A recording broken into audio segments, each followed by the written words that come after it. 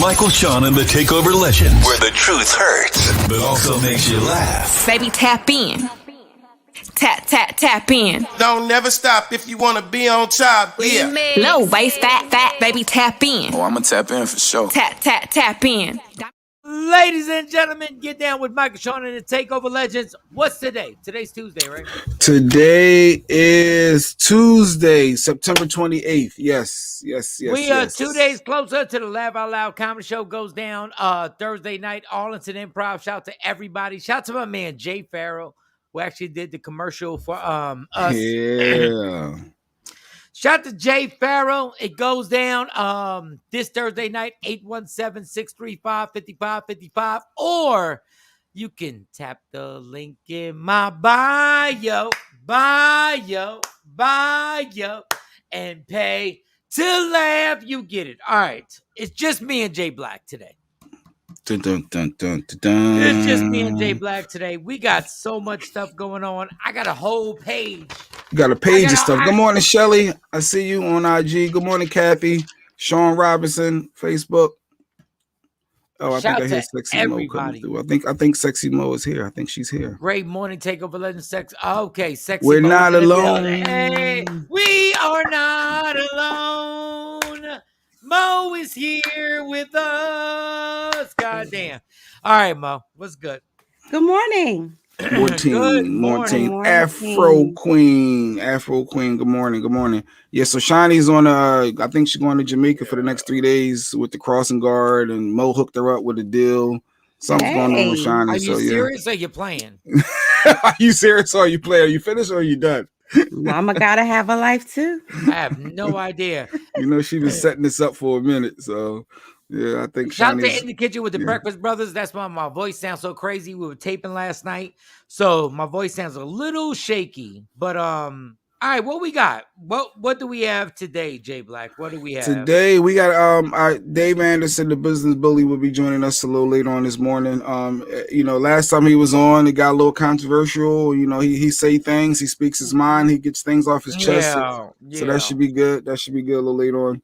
But I think off the rip, our guy, R. Kelly, I think you should talk about R. Kelly first. Like, boy, oh boy. He was found guilty. Like, they said a minimum of 10 years just for one count. What's going on? Going to jail. He's no longer trapped in the closet. Jail. Going to jail.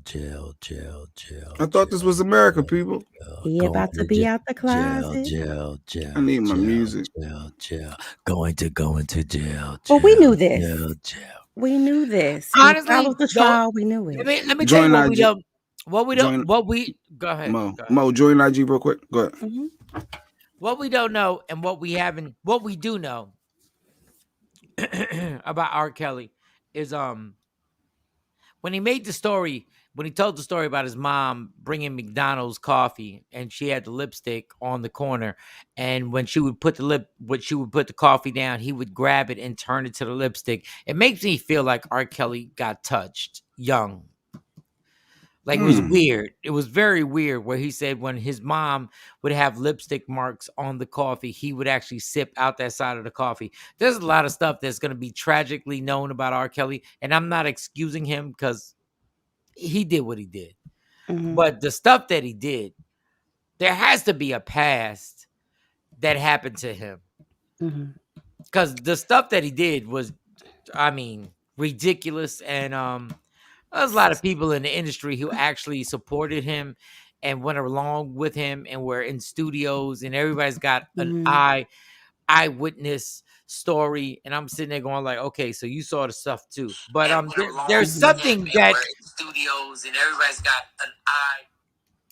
But there's something that went on with him when he was young that is very disturbing, and we'll find that out unfortunately when he spends like 10, 15 years, 20 years in jail. So, and some of it he has spoken about during his childhood, Michael, Shawn. But I mean, like evidence-based studies, when you're looking at child abuse and molestation and things like that, and even just subjecting children to a high level of sexual content, not all, but some do turn out to be sexual predators. And you know, it's sad in his case if you really read some of the things that he has said in the past in regards to his childhood. It's more than disturbing. Yeah, it's disturbing, and a lot of people going through it, and Oh, we yeah. ain't never gonna see. Honestly, we just never gonna see R. Kelly again. We're just It not looks gonna like see. one of the comments. One of the comments said they had come out that his sister did molest him. So you were right, Mike. Wow. So allegedly, R. Kelly's sister did. I'm gonna say allegedly because I'm not 100% sure, but it says this. My source just says, yeah. Wow. But So you're it's right. hard. So usually you not get off, but usually that has a bearing on some of your abuse. If you were, it No. doesn't. So if there's an isolated incident and they feel like there's a way to rehabilitate you or put you into some type of therapeutic program, maybe. But there are so many counts against him, and for so long, that's not the route they're going to take. And of course, we see that because he got 10 years. And I mean, his attorney can appeal. They can appeal the sentencing or whatever. But what they can't do is go against the sentencing. The judge can't go against the sentencing guidelines, like the minimum. The minimum is 10 Yes. years. So, wow. And that's just one count, one case or whatever. They said there can be more coming. Now the judge could feel sorry for him and say, we're going to run all of the, the charges concurrently. Yes. So that he spending the rest of his life in jail. But again, then what's the plan when or if R. Kelly gets out? True. Michael Shawn, you called it. You called it. You said he would probably never see the light of day after this. And we are now seeing the Pied Piper silenced. Well, it looked like they said he allegedly did a post yesterday. I don't, I don't think he did that post. I don't know. That was up on Hollywood. Hollywood Unlocked get credit for that one. It says, to all my fans and supporters, I love you. I thank you for the support. Today's verdict was very disappointing, and I will continue to prove my innocence and fight for my freedom. # not guilty. So we know that there are people in, artist camp that control their social media and stuff. I just don't see that he posted that. That was the first thing that happened. As soon as he found guilty, I don't think the first thing he did was like, let me post to my people. Let me get that. But yeah. It's unfortunate. I mean, again, not to take up for him or anything like that, but it's unfortunate for anybody who is a victim of sexual abuse. Yes. And it's just sad how everything has turned out. And for years, Michael Shawn did say, this is not like the first time that we've heard about this. Credit. I mean, you know what? I give credit where credit is due. And Michael Shawn said, we have followed him for years. We knew about this for years. Everyone in the industry knew about this and no one did anything. Got you. Bo, get on my IG live. I am outside the club. I've been there for quite some time. He can't get in. I'm in a regular line. I can't get in. All right, y'all. So let's get to this Kelly Price thing. Let's get to the Kelly Price and oh wait, first of all, I'm sorry. Y'all don't throw me so off. Hold up. Can y'all hear me? Yes. All right, y'all throw me so. How was your night last night, Jay Black? This whole show has been thrown me off. Oh, like, my night was R. Kelly. That was my night because I was watching it and figuring out what's going on. What was last night? The last night was Monday. There was no football on last night. Yeah, that was it was a regular Monday night. There was no football last night? Nah, not last night. There was football last night. No, it was no football. I watched Jeopardy. No, you watch your team get their ass beat. No, there was no football. You watch your team get your ass beat. Yeah, no, you did. No, for real, you did. Yeah, you did. Yeah, that's how my night was. I watched Jeopardy and Matt, the reigning champ right now. How y'all let the Cowboys beat your ass like that last night? What is good with that? How do y'all get beat down like that last night? Y'all talking and talking and talking for the first 7 minutes of the damn show, and we not talking about nothing about Jay Black and the Eagles getting their ass beat last night. It's No, one I'm talking game. about We not wait, Mo, wait. Jeopardy. I was watching Jeopardy at 7:00. Oh, you Jeopardy. want me to put the score on there? You want to put the score on there? Yeah, he's going for 30 days now. He has the third longest winning streak over in Jeopardy. He over $1 million. Why do you watch football if you can't take the heat when your team gets their ass beat Jeopardy was in lit. Dallas, in Arlington, Texas? Good morning, Tam Tam. Thanks, Shawn morning, Robinson. Tam. No, don't say good morning, Tam Tam. Ask him. See, this is why, God damn it, this is why I talk on this show. This is why I talk. It was no football yesterday. All the 7-8 minutes of whatever we talked about. Damn it, Tam, come back. Paul, come back. Jay Black. Tam, Mo, I'm not done. I'm not done. Jeopardy was lit. Jay Black. What up, Mike? There was no football. It did not count. Arlington, Texas, and they got they asses busted last night. Jay, explain to me what happened. Well, Matt Lamodium, he's the reigning champ on Jeopardy. Jay and he's Black, on day 30. Jay. No, we're gonna talk about your team. We're gonna talk about your team because now we done got it. All my Dallas Cowboy fans on IG Live. Yes, the new host All of Jeopardy. my Dallas Cowboy fans on IG Live. I need y'all to speak up because Jay will not speak about what happened last night. I'm a Giant fan. I know my pain. We are 0-3. Every Cowboy fan that's watching on IG Live on Media Room 360. Goddamn Jay. How y'all bring this whack-ass squad to Arlington, Texas and get blown out like that?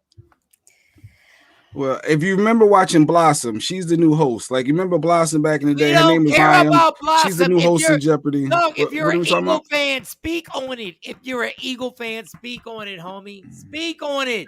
Speak. We will talk about Kelly Price being kidnapped and found, and she's healthy, she's sick, she's dying, she's alive. But first, we want to know, Jay Black, what happened with the Eagles? Well, I didn't watch. There was no football yesterday. You watched it. I got text messages. You watched it. Talk to us, Jay. Talk to us, homie. No, football is a sport and is a fun sport. Oh. 41-21. Oh, shady. What? Wins and losses. Can you explain? Wow, that's what I didn't even realize. I gotta probably catch the DVR of it. No, you watched it because we were texting back and forth. What happened? Explain what happened, and we'll move on. Just explain what happened, and we will move on. I promise. Good morning, Kelly J. Well, it's really nothing to move on from, Mike. It really didn't happen yesterday. I don't even really remember. I was kind of tired. Like I said, Jeopardy, it's a morning show. Can you please stop? Mike, with the football I'm not in denial. It was a game that I guess happened that I don't remember happening. You know, wait. Paul got a question. He said, "Okay, Jeopardy question: a bird that can't fly and can get their asses kicked. Who is a bird that can fly?" Can we talk about what happened? Like what I don't know what happened. I mean, I think I just saw a blurb that something about they had a horrible run defense and the Cowboys were finally able to run the ball because they wasn't able to run the ball the first 3 games of the season or a couple games, and now they found the run game and they had, I guess, a better game plan. That's what some people are saying. I don't know. I personally, it didn't happen. As far as I'm concerned, it didn't happen. We have the score on the screen right now that said it happened 41-21. Cowboys destroyed you. Well, if that's true, I guess, there they go. That's what the score was. It's a good thing it's a 17-game season and it's a long stretch. But we're asking about last night's game. What you happened? Tell us about it, Mike. I don't know what happened. You tell me what happened. You got destroyed. Destroyed. Okay. What? Am I saying the wrong thing? I think it's fake news, like Shawn Robinson said. I think y'all on some Trumpisms. It was 40. Go ahead. Oh my God! It was 41-21. So what happened? Like, is Jalen Hurts the answer? Is the defense? What happened? I mean, we just a doing lot it of our listeners we just don't doing like the sport. They don't understand. They don't want to talk about this. We was just trying to. Is that how you are with everything in your life? Is that how you are with everything? Like, if it doesn't fit you, if it doesn't suit you, it's not good. Dang, Like, you okay. gotta accept the losses. My team is 0-3. You gotta accept the losses. Yeah, the Giants are 0-3. Y'all are pathetic. I will say that. But y'all got destroyed last night on national television. What happened? Well, I think every game is national television. You can try to make it sound every a little game bit. isn't national television. Yeah, Every game most is part. local. No, every game is local. You were Monday Night Football. Dun, dun, dun, dun. Dun, dun, dun, dun. All right. I mean, you having your fun. That's good. So if there was a game, having their fun. You are right now because you already said the score. Why You want do to you move get on so if the game touchy happened, about it your? happened. Why do you get so touchy? I'm asking you what happened last night. I was asking you in the beginning. I was asking you for a critique, but because you became the J Black that you always are, because you became that, I was asking you what happened in real football terms. But then it's like, it didn't happen. It didn't happen. Shawn Robertson, make sure you come back and report. Okay, let's talk in the language Jay can understand, Big Brother talk.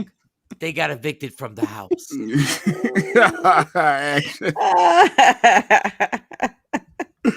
I need a recount. Didn't Trump ask for a recount? That's what Shawn Robinson. They recounted, and the count is still 41-21. 41-21. All right, we'll let it go because Jay don't like to play when it's uncomfortable for him. He don't like to play. He doesn't like to play. When it's uncomfortable for everybody else, he likes to play. I just know we won the Super Bowl within 4 years ago. We won the Super Bowl 4 years ago, and then they fired your head coach. And then the head coach got fired after that, and then you didn't make the playoffs after that. Oh, y'all won one Super Bowl? I'm just saying we won we won the most recent one in the NFC. This is where his sensitivity comes in. You know what? I'm going to chill. You won one. You really want to go here with this? You really want to go here with this? Super Bowl champions. Yep. One. Yep, that's us. Ever. Yep. See, I don't believe how sensitive he got this morning over the Eagle thing. I was just asking him for real. He already pointed out one championship with Nick Foles. Well, no, I like to point out the most recent out of everybody because I mean we could talk about the 80s if we want, the 90s, and I mean who does that? You usually want to talk about something that's current. Hey, you want to talk about the 2000s? You want to talk about the 2000s, homie? You really want to play with? No, I'm talking like 2017, like something that. Oh, you want to talk about that your daughters may know about? Oh, they know. They know. Your daughters may have watched. You know, not something when they was not born. You mad, homie? You mad? You mad?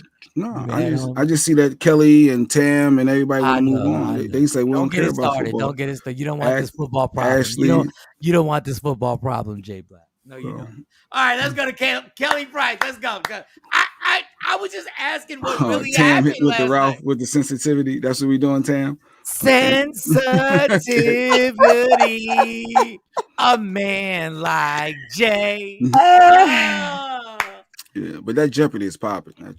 He's still upset. He can't handle it. Yes, Shawn, it's popcorn and coffee time. It's popcorn and coffee time. Yes, Shawn. It's amazing how he's on a mad run on Jeopardy. 30 straight days. Wow, that's amazing. A mad run. 41-21. And rhymes with it. A mad run. Okay. Jay don't like nobody irritating him. It's only Tuesday.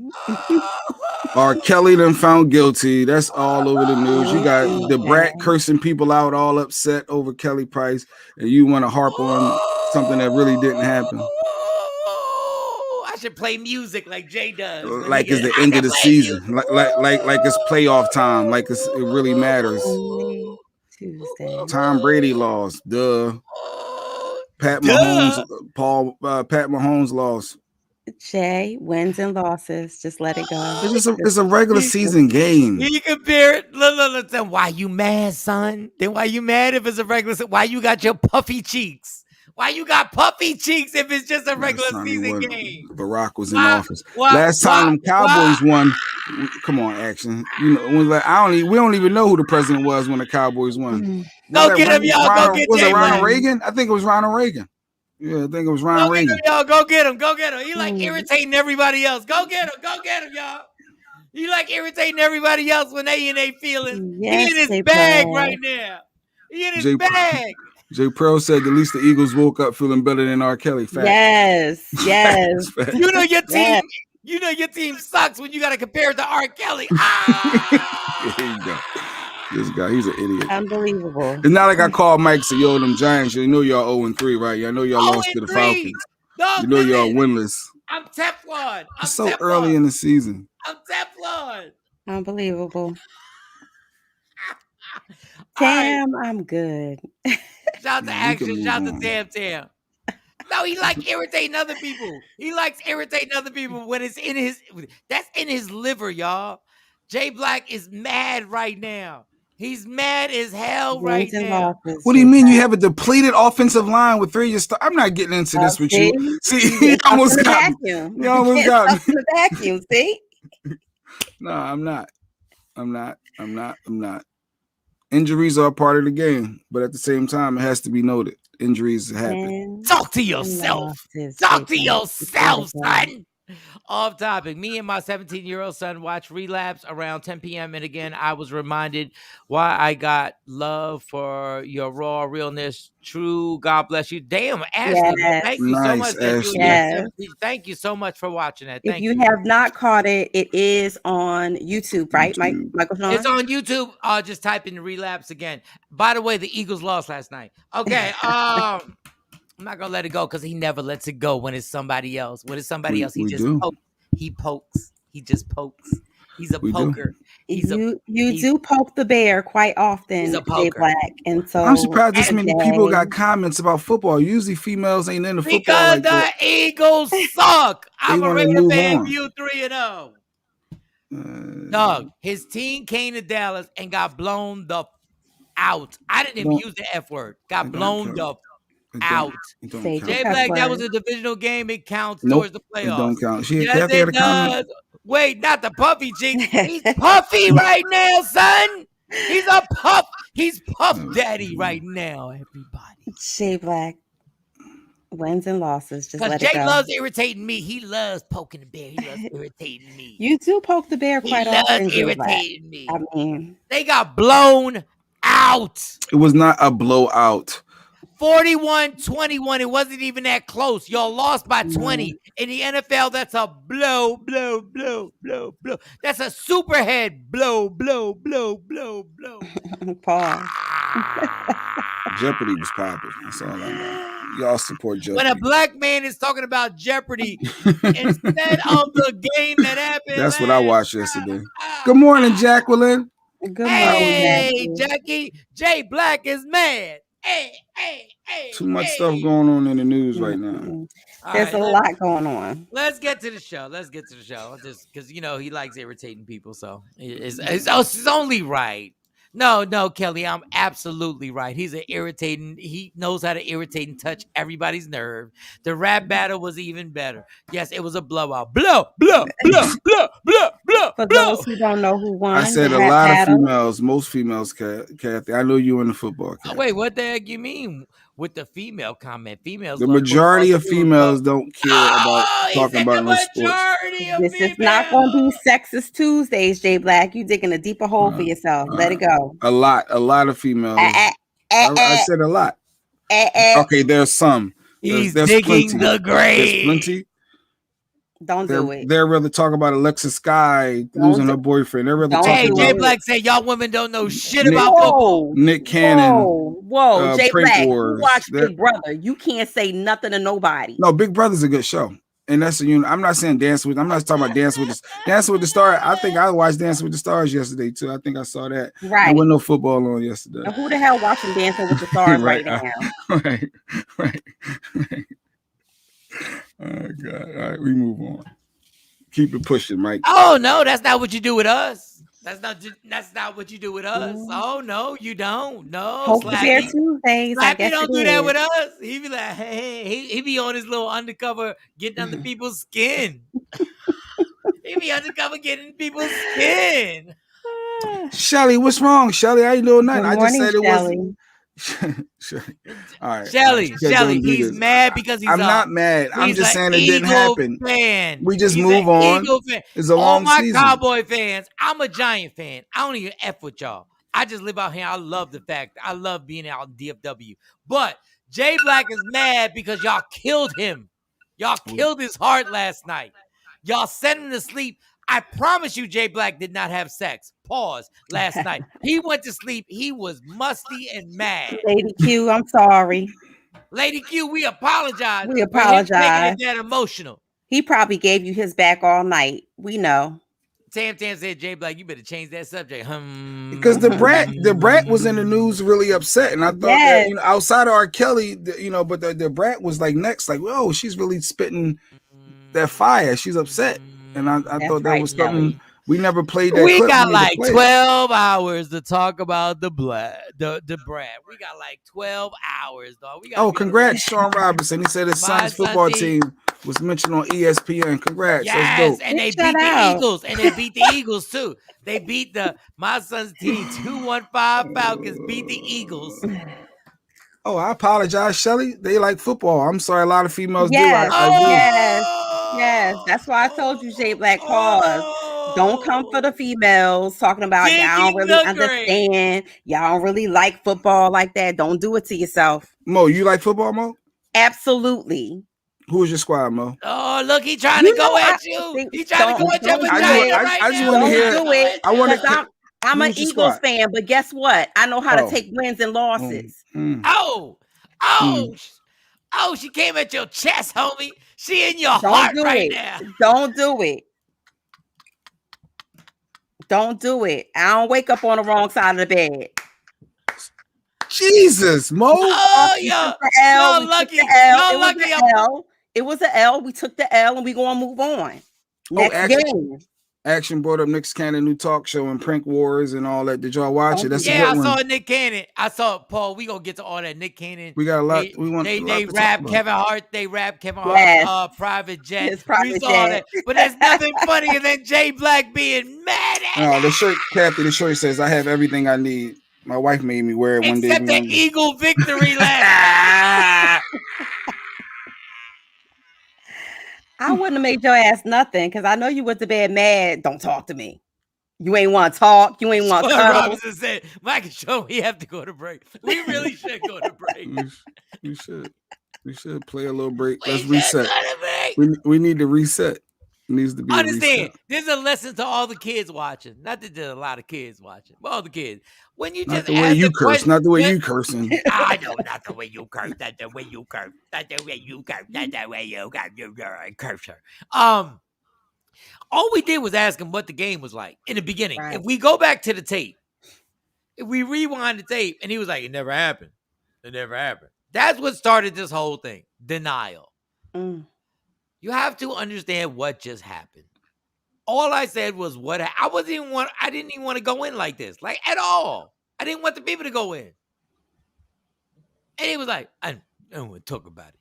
You don't get to choose. You asked me what I watched, and I was telling you I watched Jeopardy last night. I know, but you lied because you watched the game. I did watch Jeopardy. The guy's on a 30-day win streak, over $1 million. That's historic. He's the third time. I got the text messages. I swear to you, I watch Jeopardy every day. I'm watching Jeopardy. I'm following this guy. He's on a crazy run. The game, Jeopardy doesn't even come on when the game is on. That doesn't even make Jeopardy comes on at 7. Yes, it depends on where you're at. All right, my 11-year-old twins won the national championship in Monroe Braves. Names are in the Hall of Fame. But Ashley, you know what, Ashley? Yes. You're a winner, and your kids are a winner. Shout out to you, Ashley. Testament of your parenting. That's dope. And supporting football dreams. That's good. Hey, Ashley, ask Jay Black who won the game last night. Oh, she ain't gotta ask the question. What do you mean? Ashley, ask the question. Ashley, I will cash app you $1.50. Mike. He's so petty. He's so petty. Ashley, I will cash app you. Yeah, tap for $5 so she can at least get a big breakfast. Shout out to Emerald on here on my IG Live. Emerald, what up? One, what up? One alleged game of a 17-week season, and he wants to harp on one game that allegedly happened. Like, let's go. Move on. Does it count? Does it count? Does it count? Oh. J Black, let it go. Yeah, Kathy, that was a setup, Kathy. Asking those silly questions. Usually Kathy ride with me, but geez. Ain't nobody riding with you this morning when you make it. No, I'm just saying just move on. Women. All I'm saying is move on. We got other stuff to talk about. Hold up. Mo. This is what I've been telling him. I've been telling him this for like 2 years. We got tons to talk about, and we got 3 hours. We got 3 hours to talk about it. But some people may have to go stop down to take their kids to school, and they want to hear what Mike thought about R. Kelly deeper. They want to know what you thought about the brat in her clip. They love you irritated. They want your thoughts. They love you irritated. They love because you irritate everybody. No, I'm not irritated. I'm just saying I watched Jeopardy last night, and I wanted, that was it. That was my highlight. I've been trying to tell Jay like this for years. Stop letting a football game mess up your emotions. They don't care. The players leave and they go on about their business. No, you're right. They don't. But you're huffing and puffing because we're talking about the Eagles suck last night. I'm not huffing. Did they suck last night? Did they suck? I don't know. Jay, what is that? I don't know. But I'm just saying the entire game. What I saw, what I heard about was an effort and I heard about a lot of injuries on the offensive line. You watched the whole game. That's what I heard. I heard 3 of their starters is out, so you got backup players in trying to perform at a high level of starters, and they didn't. And the best and Dallas's best 2 defensive linemen were hurt yesterday. And the Cowboys ain't had a running game since about 2 years now. They ain't had one last year, and all of a sudden they develop a alleged running game against who? Off a depleted Eagles and the Dallas Cowboys roster right now. I'll repeat: the Dallas Cowboys' best 2 defensive linemen were out. They were out last night. Their best 2 defensive linemen were out against backup offensive line. But people don't want to talk about no offensive lines. But it's even and injuries. If your best 2 defensive linemen are out, Randy Gregory and DeMarcus Lawrence, they're both out. They're even. Fire. Shawn. He's on a streak. Matt Lamodium is on a streak. All right, this Blossom 41-21. I don't control the graphics. 41-21. Now we can move on. 41-21. They got blown out. They got destroyed. He stopped watching the third quarter. No, he didn't. He watched the whole thing. All right, let's go. I started watching Power. I wanted to finish up on the Kane in that final episode. I missed. I had to rewatch that because I thought that was amazing. But yeah. Shout out to Mekhi Curtis. Yes. You're a liar. And the fact Congrats, that you lie Ashley. about watching your team, you're not an Eagle fan. The fact I'm just saying, I don't know what you're talking about. I know you watched I know you watched the fourth quarter because they still had a shot. Shawn Robinson asked Shawnee to see about getting Matt from Jeopardy on the show. And then we'll find out that. Wait, first you said it's a blowout. Now you saying, they had a shot in the fourth quarter. So how's it a blowout if you're in the game in the fourth quarter? Because they got blown out. Let's just move on. I like how you ended with that. No, because they got blown out in the fourth quarter. Wins and losses, J Black. Duh. They got blown out in the fourth quarter.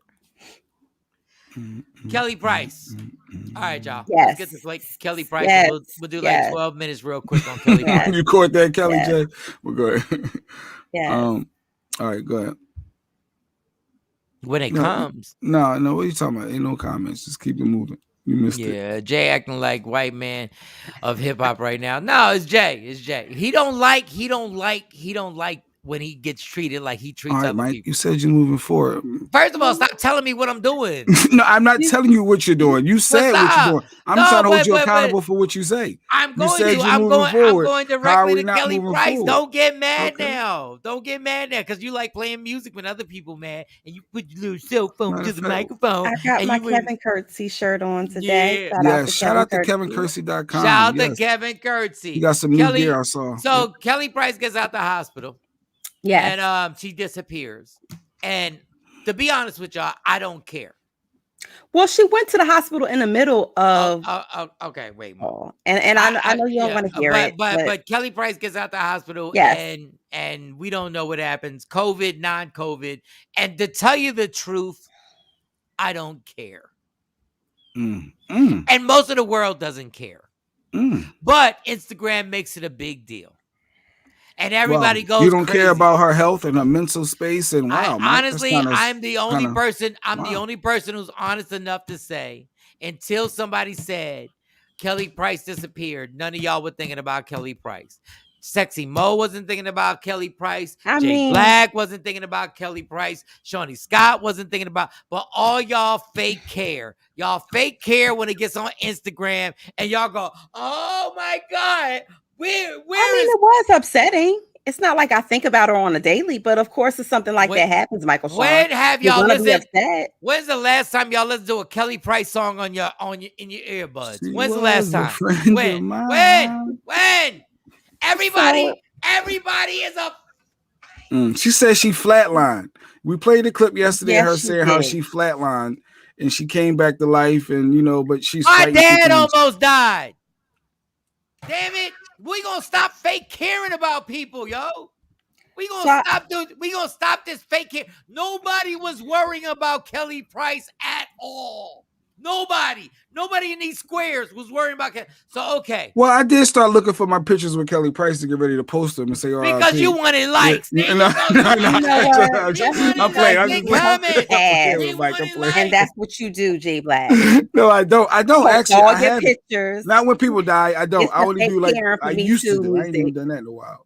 I haven't even posted pictures with celebrities. Emerald is the fake caring for me too, because Jay Black got an arsenal of photos, and what he does is when something happens to an artist, he posts a picture up on his page with the artist like, I remember when. What? Prove it. I haven't. I have never. I can tell you right now. You can check my Instagram. You can check all my Instagram from John Witherspoon to anybody who's passed away. I never post anything because I'm not part of.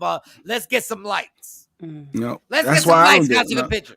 The most I've done, Mo, was birthdays or just on a throwback to something I saw. You're a whore, Jay Black. You're a whore. I haven't done RIPs. All of the pictures I have with artists, I rarely ever post Jay Black. Jay Black, you, on the other hand, will dig in the crate. I didn't even post the Will Smith. I didn't even do the Will Smith. It was just his birthday. That was current. And everybody was posting Will Smith pics and happy birthday. I said, oh, man, Mike took one with Will. And I was like, no, I ain't doing all that. So I ain't in all that. I was playing. I promise. Go to Jay Black's page right now. You won't see. I promise he got some dead whore ass nonsense going on. Nope. Like, the person died. #, rest in peace. Nope. Sure don't. I don't do that. So the point of this conversation is that you people get on Instagram and y'all act like y'all cared about Kelly Price, and y'all did not care about Kelly Price. Y'all never cared about Kelly Price. Then the brat gets on there and starts making all this nonsense and like blah blah blah blah blah blah blah blah blah blah blah blah. But the problem is that you can't say, well, I just don't care. And I don't want the girl to pass away. I want her to be safe, but I don't care because I'm not cool with Kelly Price. Nah, Sexy Mo, Kelsey and Kim have Kelly Price performance every year. She has good fan base here. No, she definitely does. I mean, and I told you that yesterday. I said she's a star when it comes to the gospel plays. She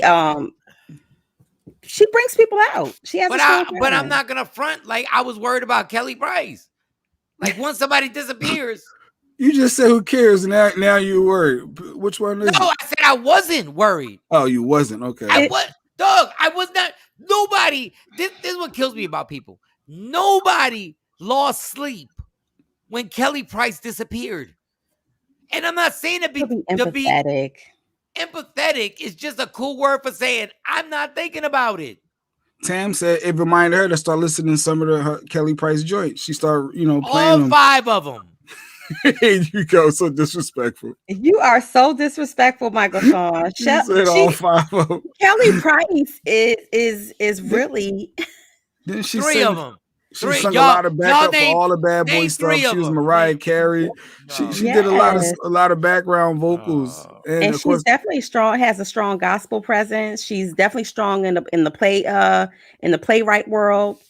So what you do when you found out, Mo? What was the first thing you did when you found out that Kelly Price could be? Oh, is that what you did? She gasped. I guess. I was like, oh my God. Yeah, y'all exactly. I did. Yeah, y'all gonna keep it 100% Mo, real. Mo text me, she's too big to be missing. And Mo had jokes. I was like, that's not even I ain't right. Say no shit like that. Don't do that. I didn't say that. But I was concerned. And I wasn't. Well, maybe that was Shawnee. One of y'all texted that. And it's not because I wish Kelly Price the best. I just hate when people got the fake concern. Listen, I got my own family. I just watched it on IG and was like, oh, that's crazy. And kept it moving. Like everybody else did. Like the rest of the country did. You watched it on IG and you kept it moving. Like we all act like everybody was like down on their knees saying prayers. I'm not being disrespectful. I'm just saying the honest truth. The majority of people just kept scrolling because they got problems of their own. Kelly, friend of mine. Kelly, she got the hits. Friend of mine. First of all, As We Lay is not her song. She redid it. But when you remake it, it's a remake from Shirley Murdoch. Shirley Murdoch is Shirley the truth. Murdoch created that. You should have told me where she was at. What? It's only Tuesday. It's only Tuesday. I understand, Mike, because Ashley said I understand, Mike, because not to be mean, but I killed off a lot of people when I ain't seen them in a while. I'd be like, oh, thought such and such was dead. I mean, okay, we shouldn't say dead, Ashley. We shouldn't say dead. What a savage part. No, I'm just saying, like, people got a lot of problems to be worrying about where somebody is at, and then come to find out exactly what we thought was going to happen. She was fine. But Kelly Price didn't create the story. Like, let's take it back to her family. Her family stirred the pot and did all of this. All she had to do was make a phone call. Well, she don't mess with her sister like that. She already said all she had to do was put an Instagram post and be like, "I'm good" from the door. If you got COVID and you hanging off the bed, the first thing is not for you to worry about posting on Instagram to let anybody know anything. You're not on social media. You're not on social media. In 2021, once I get out the hospital, I'm like, I'm good.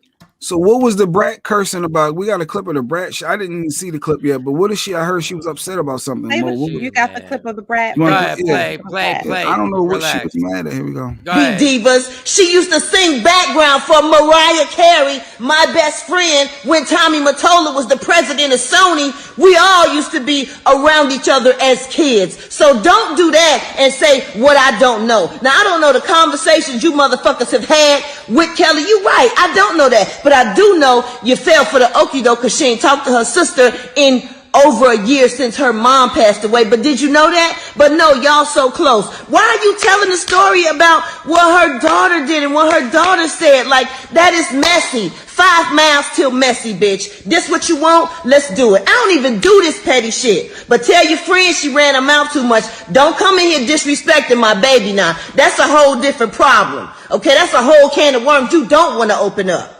And I commend you for your platform and what you use it for. But don't lie on people and don't tell people's business. I'm not going to talk about this, but you've been on that motherfucker for 30 minutes talking. You don't want to do this? Yeah, we go way back too. But me and Kelly go way back even before that.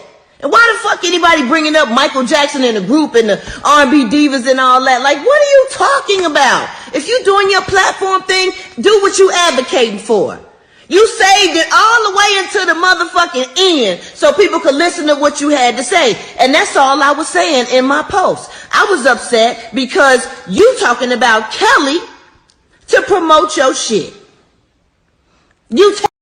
I think that's the gist of her and Nikki. I guess Nikki Gilbert or somebody. And you know the brat don't come out like that. The brat don't. She don't really mix and mingle and stuff like that. She does. She mixes and mingle all the time. She mixes and mingle. She mixes. She didn't read anybody. She's a grown ass adult in her 40s on IG. All y'all embarrassing. All y'all embarrassing. Getting on. This is why Jay-Z is the most brilliant person ever. You will never catch him on there. I wonder what to bring Jay-Z out. If you are cool with her, and you are secure in the situation, stop smoking an L and then getting on IG Live and clapping your hands.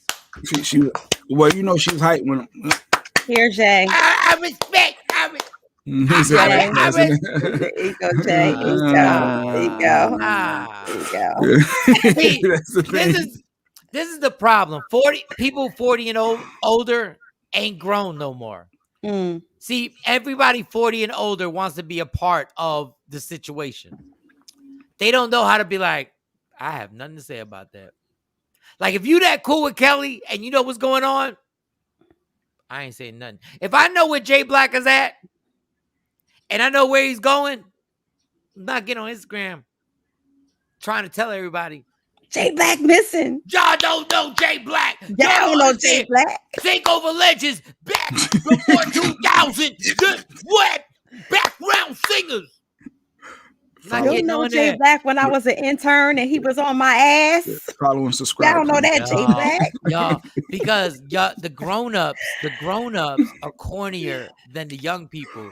The grown-ups are cornier than the young people. You corny.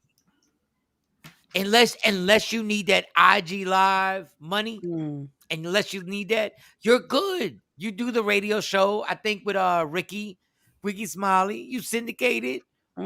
What is you sounding like an 18-year-old? Like you can't separate the 40-year-olds from the 20-year-olds anymore. You can't separate them no more. They talk the same way. Said, they spaz the same way. Don't do it. Don't talk about her Judy, she said. Don't talk about my Judy. That's another problem. It's a whole different set of problems. Come on, man. Stop. None of you. That I said this the entire time. There's no generational gap anymore. The 40-year-olds want to be the 20-year-olds. The 50-year-olds want to be the 40-year-olds. The 40-year-olds want to be the 30-year-olds. Stop it. There's no generational gap anymore. Stop. What are we doing here? Brad, what are we doing? What are we doing? Grown-ups don't get on this. Grown-ups don't get on this spazzing. We do this because the morning show has to. Listen, I tell you, we have to be on IG Live. We have to spread the word to get this to where it has to be. You got to be kidding me. And shout out to Kelly Price. She's fine. And let me find out a few weeks from now that this whole thing is a whole damn bamboozle scandal. Let me find out a few weeks from now that this whole thing was a whole setup. Well, I like the fact that I'm gonna pray for her because her voice. She got to do all of this rehabbing with her voice and stuff. So hopefully, she comes back. Kelly, we hope everything. We hope everything turns out well for you. Yes. But I'm going to be real. When you were missing, I wasn't worried. This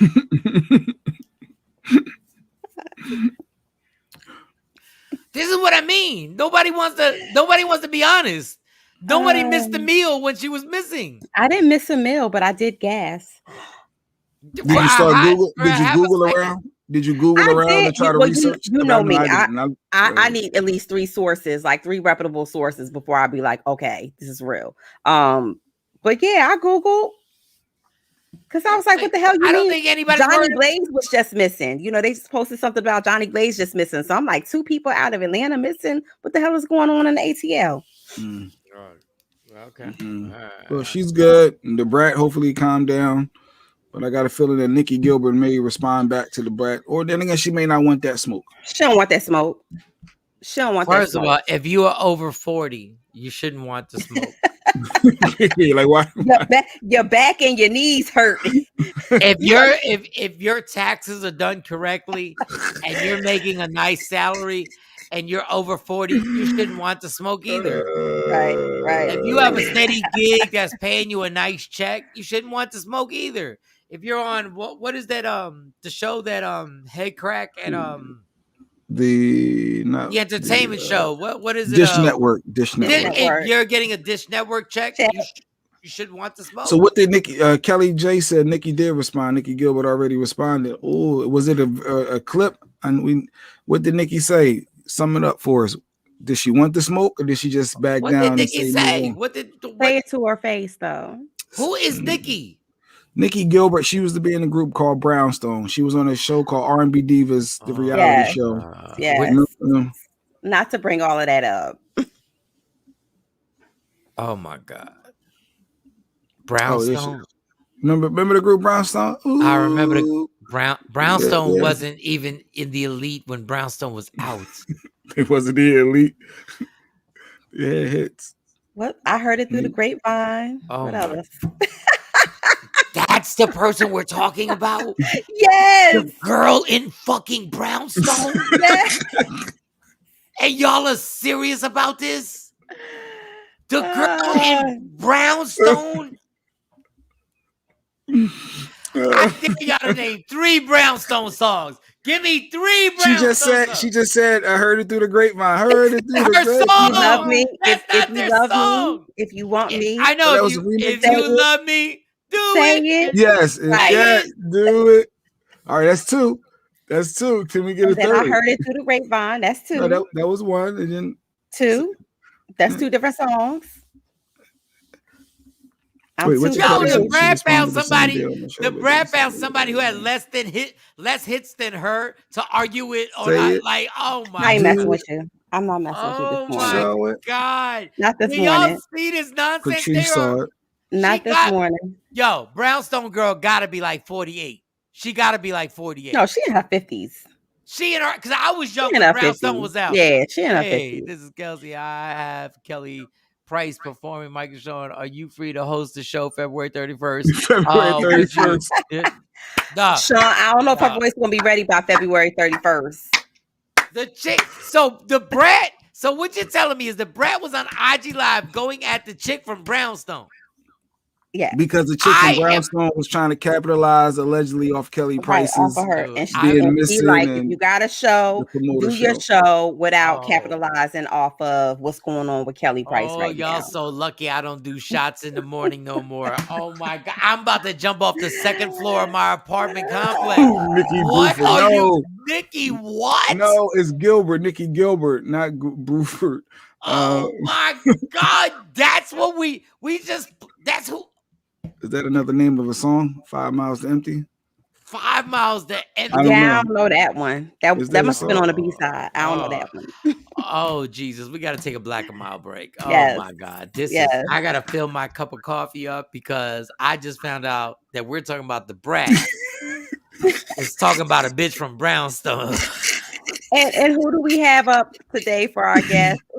Dave Anderson, the business bully, will be joining us in like 30 minutes. Definitely don't want to miss that. He always got some good stuff for us. No, what you don't want to miss is us continuing to talk about the brat. I was talking about a bitch from Brownstone. What we saying? Get mad if you want. Like, look, my Instagram live is empty. They like, what? The bitch from Brownstone. Who is Brownstone? They was out when the Cowboys won the Super Bowl. You remember them, right? All right, we'll be back. Don't poke the bear. No, we'll be back. We'll be back. We're not going to on a high note. God, wait. Go ahead. We'll be back. We'll be back. Want your book or music to be published? Skip the confusion and rejections from others. Let bepublished.org publish and promote your work for less. Bepublished.org handles it all, from cover design to worldwide distribution, with high quality and fast turnaround. You even keep rights and royalties. Everything was perfect. You made my dream come true. My book and CD look so good. Call 972-880-8316 now. Bepublished.org. 972-880-8316. We the worst records, baby. We about to create a perfectly horrible song. Y'all know I've been in the gym, and now all I wear is tight shirts, tight shirts, tight shirts, tight shirts, tight shirts. Yes, I do. Marcus Shawn wears tight shirts every day. I wear tight shirts cause I'm working out some. And if I wear the right size, you won't see none of my little cuts in my arms or whatever. Short sleeve tight shirts in any type of weather. People talking trans when they see me in the street. Your shirt's so tight, we can see your heartbeat. Man, clown me if you want, I'm sticking to my guns. And when December comes, it's gonna be fun. You can crack jokes and treat me like a jerk, but one day you'll see my six-pack right through my shirt. And even if I wanted to, I just can't stop. I just might rock an Ezekiel crop top. Whoa. What? Did I take it too far? What? Yes. Whatever. Tight shirts in the morning at work and when I grieve. I even wear tight pajama tops when I sleep. Tight shirts. Tight shirts. Yeah. Tight shirts. Come on. Tight shirts. Come on. Tight shirts. Come on. Tight shirts. Every day. My son wears tight shirts. To the gym or wherever. tight shirts. Tight shirts, tight shirts, tight shirts, tight shirts, Michael Shawn and We the Worst Records, Pluto, Aristotle, and P Skills have just destroyed or created another perfectly horrible song. Yeah. Check out the next single, Grown Man Wearing Skinny Jeans.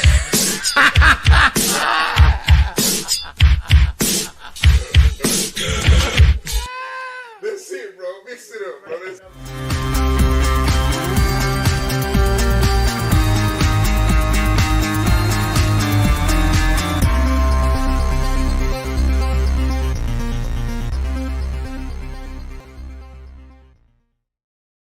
Michael Shawn and the Takeover Legend, where the truth hurts, but also makes you Baby, laugh. tap in. Tap in. Don't never stop if you wanna be on top. Yeah. Low waist, fat, baby, tap in. Oh, I'ma tap in for sure. Tap in. And it's Michael Shawn. He's back. What was that? I heard the back that thing up. What happened? That was just a little stall tactic because I saw you was getting yourself ready. I didn't want to pop you on camera. That was it. Wait till I get on. Michael Shawn, Takeover Legends. Today is Tuesday. The 28th, Michael September Shawn, 28th. September 28th. Oh, man. All right, let's get to it, man. Good.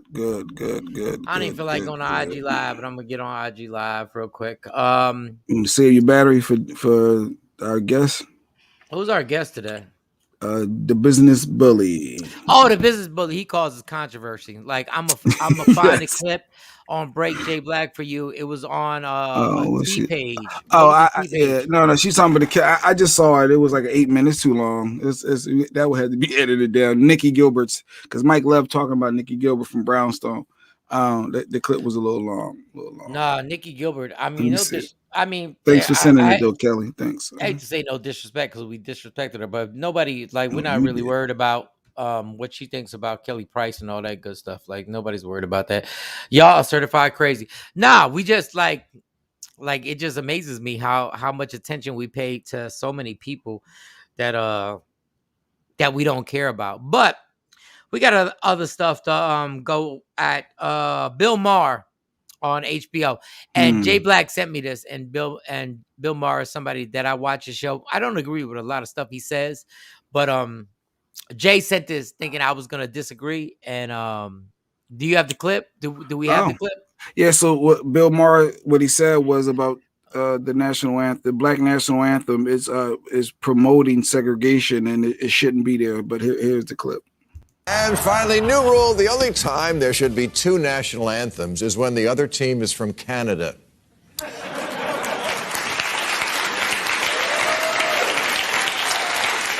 This season, the NFL has added Lift Every Voice and Sing, commonly known as the Black national anthem, to the Star-Spangled Banner before games. And 2 weeks ago, I opined that it was fine to get rid of the old anthem. We just shouldn't have two. Now, if you watch this show for opinions and you want to know what the correct opinion on the anthem is, that's it. That's the correct one. You shouldn't have two. The program The View last week devoted a lot of time to this while somehow avoiding what I actually said. It seemed to be a lot about a need to school me on the Black national anthem itself. Whoopi Goldberg said we need two anthems because, quote, we're having to re-educate people. because nothing ever goes wrong when you start talking about re-education. So the Whoopi interview, and go ahead. All right, send me your request because I think y'all didn't mention what he said. I think y'all overlooked what he said. He said he said if you want to change the anthem, Mention what he said. he said we shouldn't have two. I agree with him. We shouldn't have two. I think the first one shouldn't be played, and he agreed with that. If you don't think the first one shouldn't be played, it shouldn't be played. So I don't know what the problem is. He's saying the first one is a racist anthem. He said we should have one instead of playing two because the first racist one shouldn't be played at all.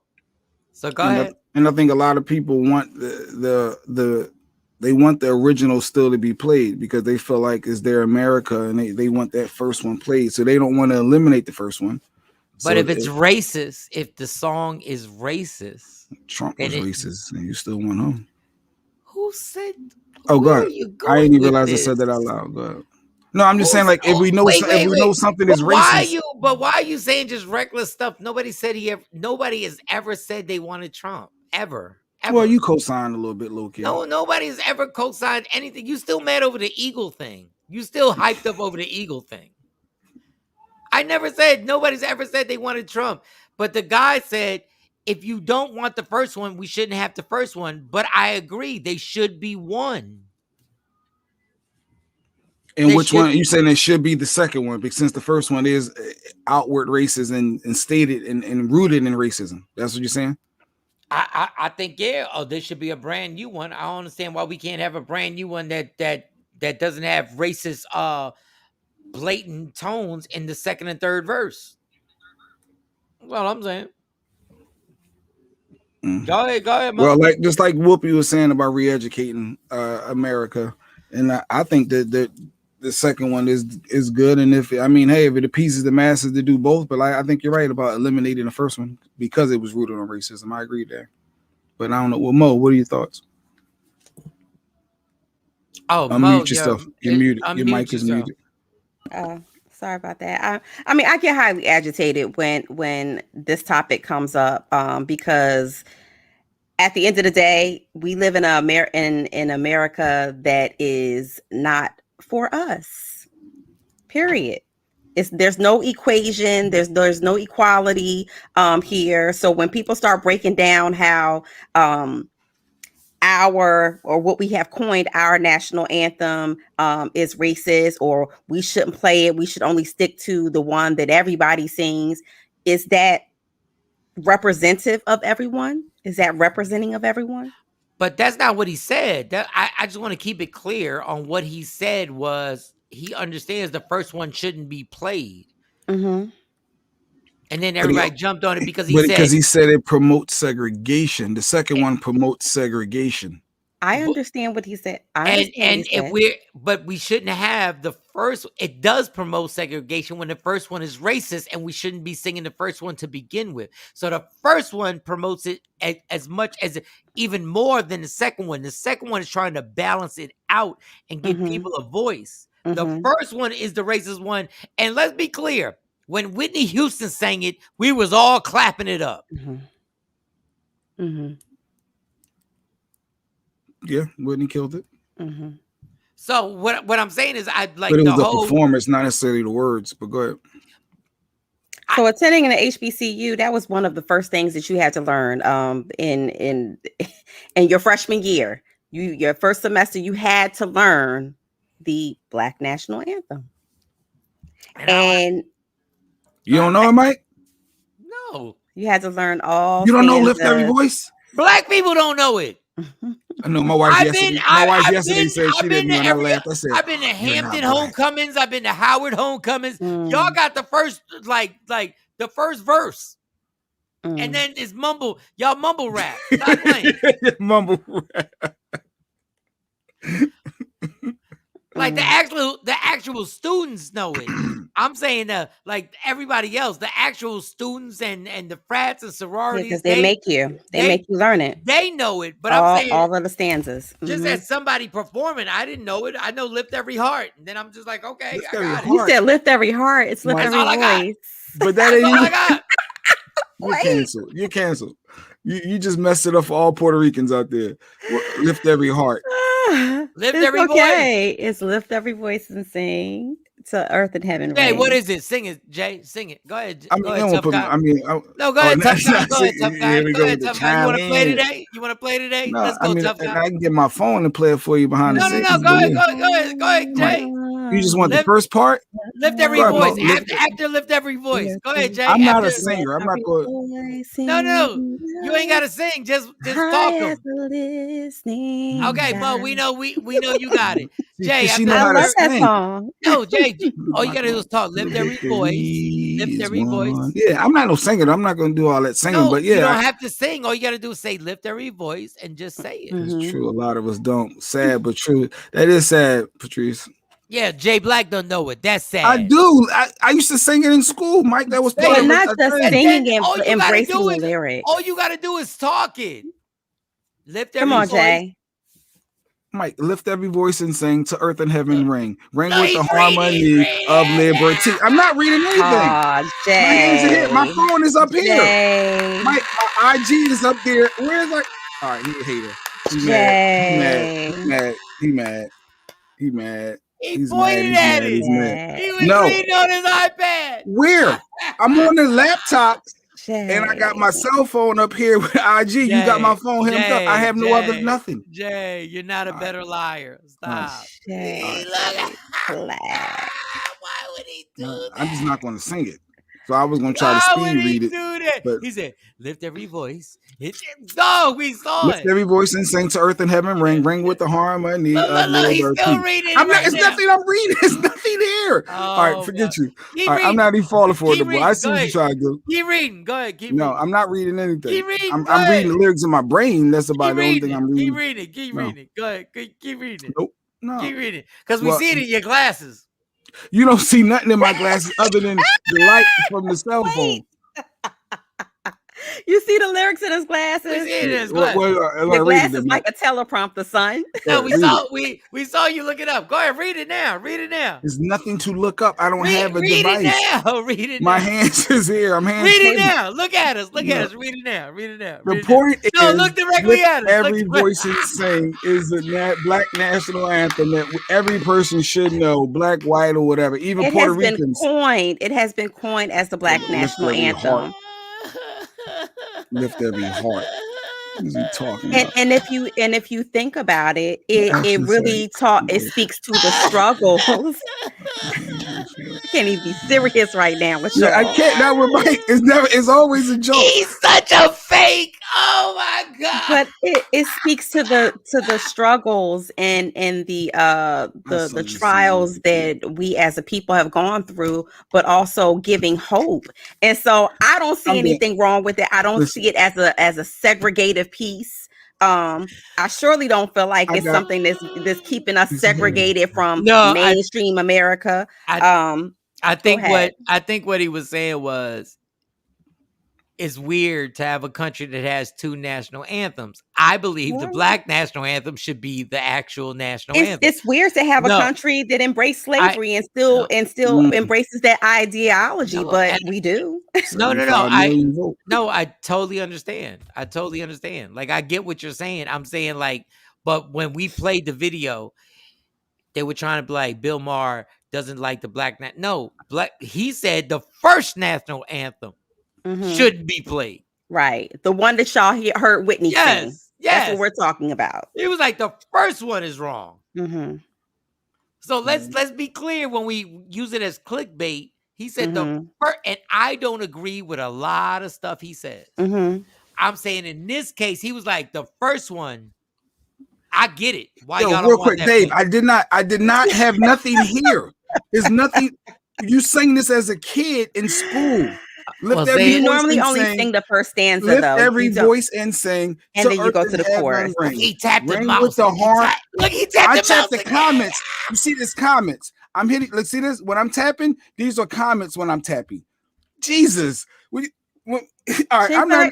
Don't be sensitive about it. But he sucked me into You're getting sucked into the vacuums. Why are you getting like I don't know? It's like 3 songs. Greatest Whitney Houston, Greatest Love of All, because that was one of my songs, and Regina Bell, the Aladdin song, and then Lift Every Voice. These are ones in school that we had to sing, and that was embedded in my head. You never sang the Black National Anthem in school in North Philly.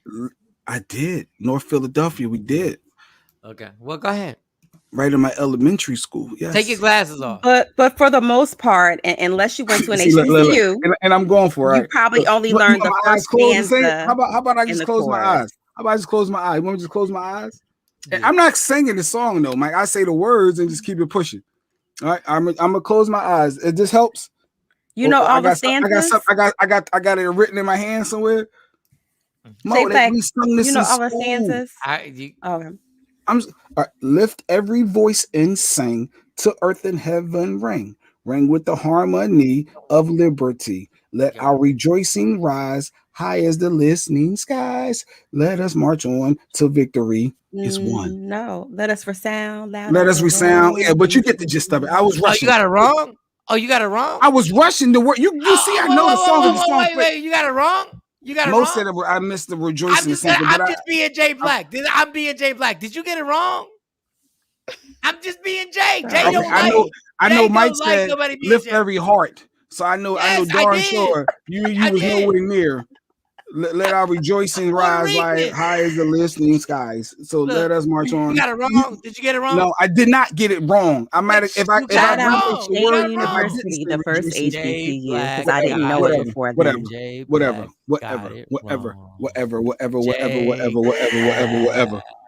Got it wrong. Give me all right, class. He tried to remember it. I remember us saying this as kids all the time. And all you did was like the first. You didn't even do the first stanza. That's all I need to do. I knew that's not the song. It's more to the song. We're not here to hear me say the words of the Black National Anthem. Jay, that's not the song. You said you knew the song. It is more verses. Of course, I know them all. I'm not going to keep going. Song. No, I think I proved my point. You said I didn't know it. You just know. That's like doing the first verse of Rob Bass. Yeah. If you do the first verse in a hook, that doesn't mean you know the song. I came to get down.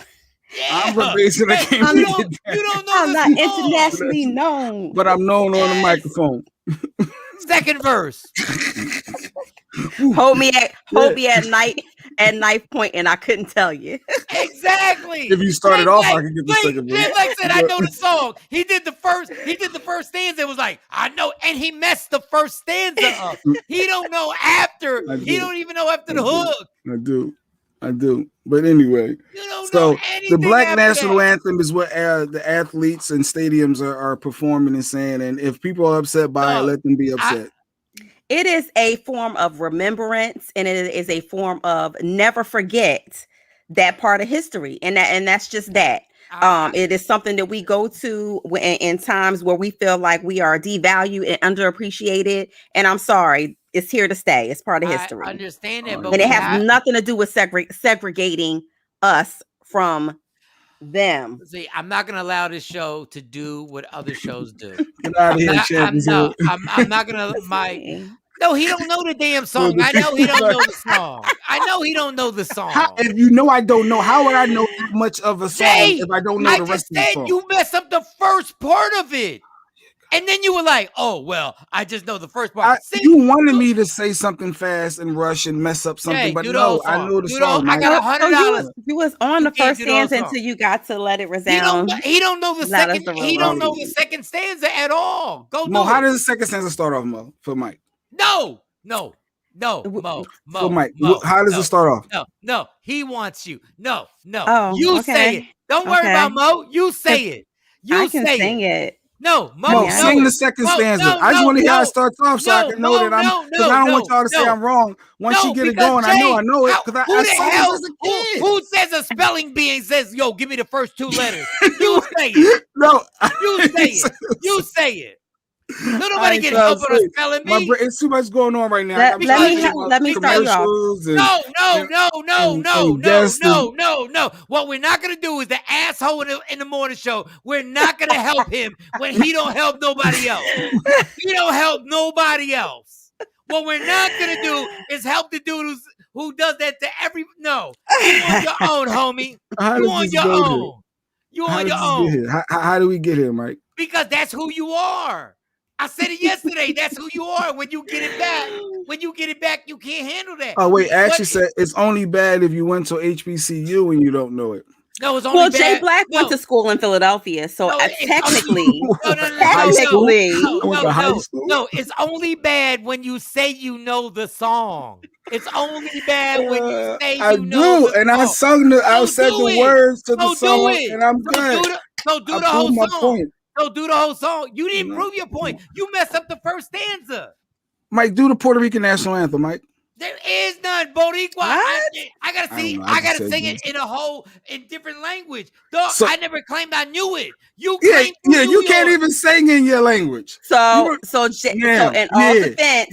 defense, Michael Shawn grew up here. He didn't grow up on an island. He's still Puerto Rican. He's supposed to be able to sing in Spanish. Did you say you know the song? Did you say you know the song? He can't even count to 100 in Spanish. Did you say you know the song? That's like saying, can you count to 100 in Swahili? Like, let's not talk about. Did you say you know the song, Jay? Did you say you know the song? Did you say you know the song? Keep it pushing. Did you say you know the song? What's 95 in Spanish? Did you say you know the song? Yeah. Did you say you know the song? Did you say you know the song? I never said I could say 95 in Spanish. You said you knew the song. There's a difference between somebody not saying something. Jay Black, you want me to calm down, Mike? Yeah, you're gonna get an ulcer, Mike. Calm down. I love this. I love this because Jay loves doing this to people, y'all. We talk about Bill Maher and the Black National Anthem. I don't even worry about the comments. Because I know Jay. I know when it gets under his skin because he likes doing that to What's other up, people. D. Marie? Jay, do you know the song? Do you know? Every black person has a hymn to the Black National Anthem. Do you know the song? I said the words. Messed them up. You messed them up. I said rejoice. When you play the tape back, you hear me say rejoicing. You said you know the song. I might have said it fast enough. Sometimes I'll be on my twister. I let it go. Jay brought it back. I let this go. Jay all right, we're going to let it go. We're going to let it go. We're going to let it go. Do you know the song? Do you know the entire song, Jay? Hit the chorus, Jay Black. Just like when you hear a song. Real talk. When you hear a song and it plays, you go along with the song. Sometimes you may forget that one word, and then when they say, "Oh yeah," and then you're back on. So I said for the second verse, what was the initial word for the second verse? Well, that means off the top of my head. Not the top of my head, not on the spot right now. I do know it. Once it's there, Jay, do you know it said. Do you know it? Yeah, but right now you got me. I'm kind of flustered. Do you know it? My brain right now. I'm kind of flustered with the second. You have flustered the African American side of his brain. No, Jay, it's too much. Hold on. Jay said if somebody else sings the first part, I'll know it. No, That's just I said to get it going. That's not knowing the song. Sometimes on my Jay-Z verses, I forget the second verse. You're not Jay-Z. I know it. It's just like, how do you start the second verse? I want to ask you a question. If nobody helps Jay, if nobody helps Spanky, if nobody helps him, how do we get I want to ask you, if nobody, this is the question. And I'll move on right here. Always in a hot seat. I know. I'll move on right here. If nobody helps you with the song, do you know it? And if I knew I had to prepare for it, yes, I would know it. No. That was you put me on the spot with some spontaneous. Jay, that wasn't the question. The question was, Jay, if nobody helps you with the song right now, do you know it? Right now, if no one helps me with the song, if I had time to process and relax, I got it. No, that wasn't the question. Right now, on the spot, yes, I would know it because I would be thinking. Jay, right now, first of all, Jay, everybody's a grown up. Process what you're saying. Everybody's not your child, Jay. The question was, if nobody helps you, do you know the song? Yes. So do it. Not right now. I'm not prepared for right now to play these foolish games. That means you don't know the song. I do. I'm trying to process right now. You got a lot going on. I got comments I got to keep hitting. I got to get the commercial. Shawnee's not here, so there's a lot that's falling on me today. We got a guest coming up in like 6 minutes. Hey, Paul said, play the song and see if he can sing along. Like, this is He got my phone tied up with IG. What up, D Marie and everybody on IG? I see y'all. So I don't have any devices. And I'm gonna move on right now. I want to tell y'all this is the deal. This is why people get annoyed with Jay Black. Because I said, if nobody helps you with the song, do you know it? He said, not right now. Because right now it's too much. We got to process things. Just because some people can think on the fly under pressure. Sometimes you need to relax, take a step back. I do know the song. We sung it as kids, and I do know the song. How you gonna tell me? Do it. But I'm leaving it alone. You already got me out of character. I'm relaxed. I'm cool. Jay Black saying one thing and saying another because Jay Black be full of shit. No. Jay Black don't know the song. No. Just because you and he's trying to figure it out. I don't know the song. I know you said lift every heart. So I already know. You don't know a heart from a voice. So I know you don't know it. I don't know the song. But he did not profess or claim to know the song, Jay Black. Lucretia just called me R. Kelly. She just called me R. Kelly. She said I got more excuses than a man going to jail. Stop that. I don't have excuses.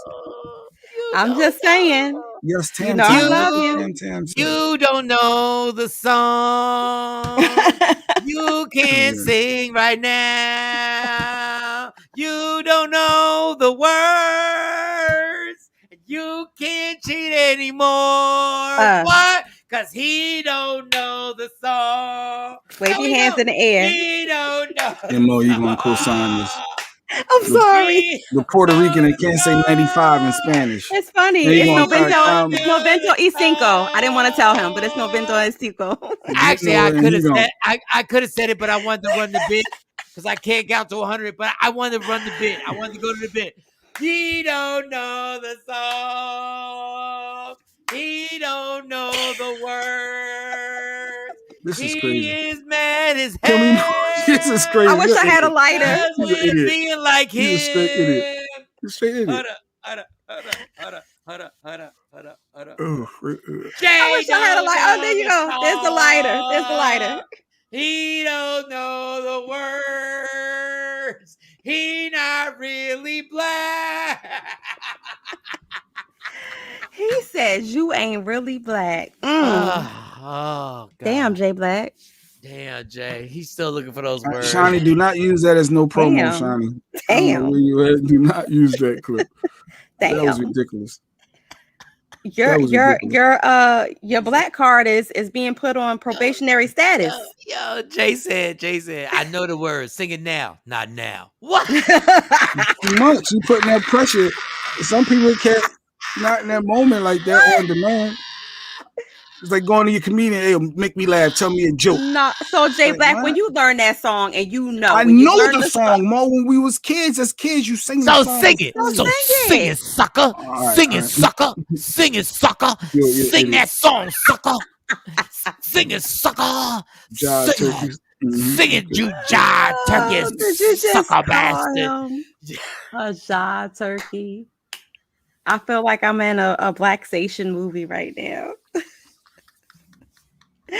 I'm just saying, Jay Black. I'm officially shutting down. I'm officially. No, Spanky, don't do that. No, let him shut down. Here's what he does to me. I'm shutting down. Now Jay Black gonna shut down. He don't know the song. Go have fun. Go ahead. Jay Black, next time, just somehow don't say anything. Dog, all it took in the beginning was Jay Black to just say what? I don't know the song. I don't remember it. I don't remember the song. I don't remember it. I learned it, but I don't remember it. God damn it. That's why vaginas are on it and ovaries are better than any penis ever in the world. That's why a vagina is better than any penis in the world. She said, I don't remember the song. Just like I said, I don't know how to say 95. Novento y cinco. 95, yep. 96, 97, 98, 99. There you go. All you need to know is the first word and then you can move on. That's all you got to do. 60, bitches.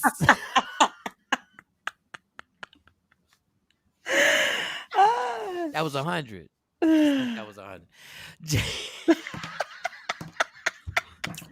Tam's gonna co-sign. Sing it, sucker. Sucker, sing that song. Sing the second stand, sucker. Sing the second. I am not shucking and jiving with you this morning. We're gonna use all the 1970s terms. This is why I don't stop, because Jay don't stop on people when he gets them. When he gets, I do. I leave people when I realize someone said, "All right, this ain't the right time," or they need a moment. They process things. You let them process. No, Jay. Now, Jay. Let's not lie, because you don't. You do poke the bear, and you keep poking, and you keep poking, and then you let up a little bit, then you come back and be like, I'm gonna poke you again. So yeah, no, bro. You are relentless. That's why. Good morning, Don. Tom Page, what up, 215? I know you better than your shadow, sucker. I know you better than your shadow. He would be having a ball right now. He'd have his phone up to the microphone. He'd have a song playing right now. He'd be playing, I'm just trying to lighten up the mood. My phone is tied up. I was gonna play R. Kelly a little bit. I know you were. I know. Mo, get on IG Live because Jay Black about to tap out. Get on IG Live. Jay Black, you didn't support me yesterday. You actually tried to make me look dumb when I said the word triangulation. And you said, because Mo always trying to sound smart. That don't even sound like a word. First off, that was Mike that said that first. That was Mike that tried to. No, I didn't. I just never heard of triangulation. And then my wife sent me and said, "Yo, that's a word. You sound ignorant, not knowing this word." Because your wife is smart. Yeah. That's why. I said that was Mike. I just was like, wow, I never heard of it also. That's because your wife is smart. Do y'all need a minute? Y'all need a minute because I can get some coffee. Mike knows Jay Black from the back. I know him better than his shadow. He's an irritating mother. He is, and he loves doing Billy it. Running with his jive turkey stuff. You jive turkey sucker. You jive turkey sucker. Sing the rest of the song. You jive turkey sucker. Not jive turkey sucker. He has a ball when I lose my mind. He has a ball with it. He's like, I enjoy when I see you. And now he's sulking, and he got the puffy cheeks, and now he ain't gonna participate for the rest of the show. I told you not to get sucked in the vacuum, Jay Black. If he was a shoe, he'd be a hush puppy. Asshole. You really. Shout out to all the hush puppy wearers. Not no damn hush puppy. I ain't heard that word in a long time. Hush puppy. Come on, Jay. Look, Action said, "Come on, Jay." Look, I got everybody sounding all so profile and so. Come on, Jay. I'll sing it with you. And a 1, and a 2, and a 3. Go.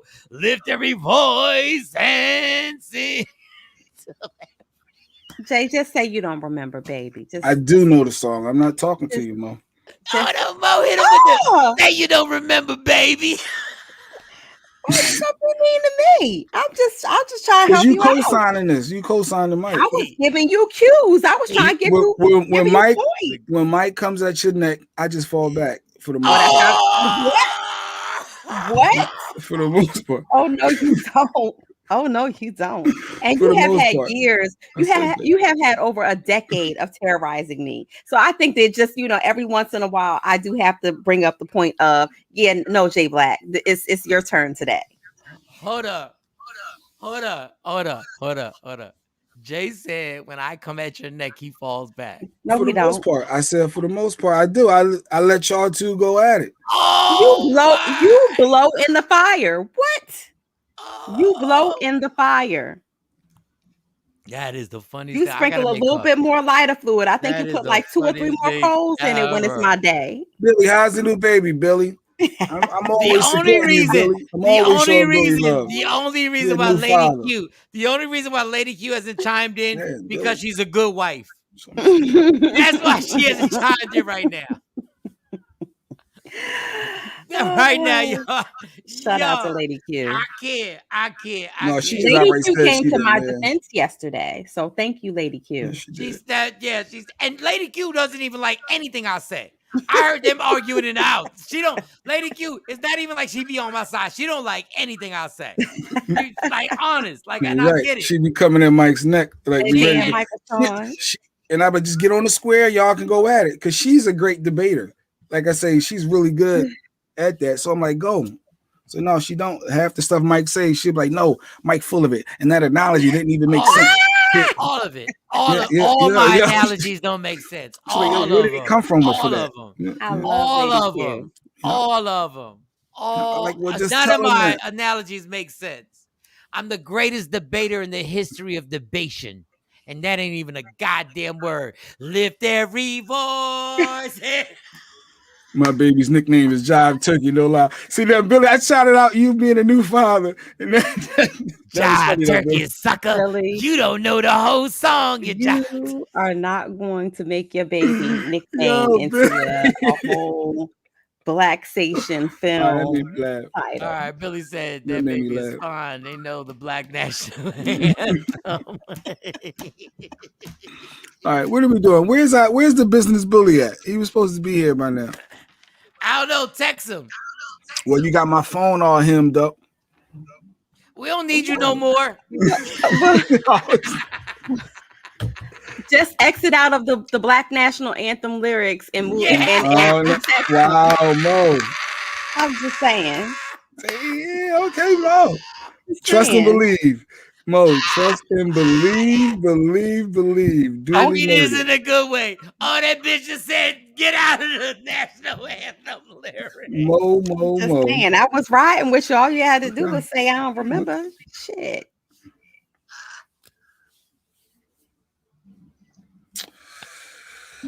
That's why his mic is muted. Mike. Y'all go ahead. Now you sound hollow. Good. But it's my mic messing up. I'll be right back. Y'all keep talking. I'm gonna get some coffee. I'm gonna play a song. I'll play a song. Play the Black National Anthem.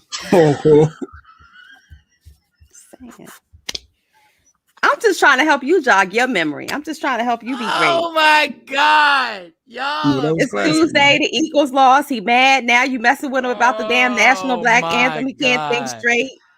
Oh, he ain't gonna be good for the rest of the day. Everybody on IG Live. Oh my God, all right, I gotta pee. Play a song in a promo. Mike and Shawn to Takeover Legend. I'm getting some coffee. We're looking for Dave Anderson, Taz. Where the hell you at? Everybody on IG Live. Long song. You have literally. With the worst records, baby. About to ruin another perfectly good song. Yep, true story. Used to date this girl. One night she got in my car. She just wanted to argue. She started talking bad about me. She started talking about my nose. Coming for me. I'm sensitive about my nose, so I had no choice. I had to make that walk. Make that walk.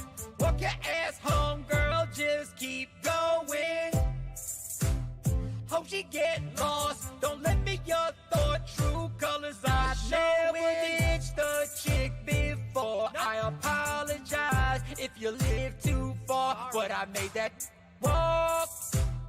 Made that bit walk. I guess you know where she's going.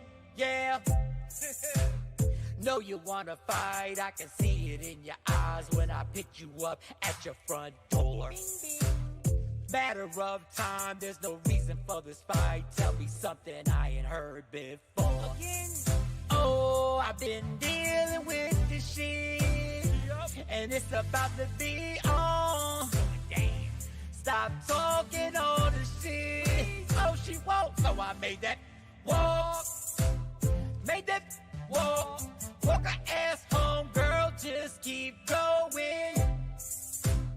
Hope you get lost. Don't let me your thoughts. True colors. I've never dissed a chick before. I apologize if you live too far, but I made that walk. Made that walk. I guess you know where she's going. Oh, nah. clown my mom's hairdo when the couch is in the guest room. I'll make sure I keep her number blocked.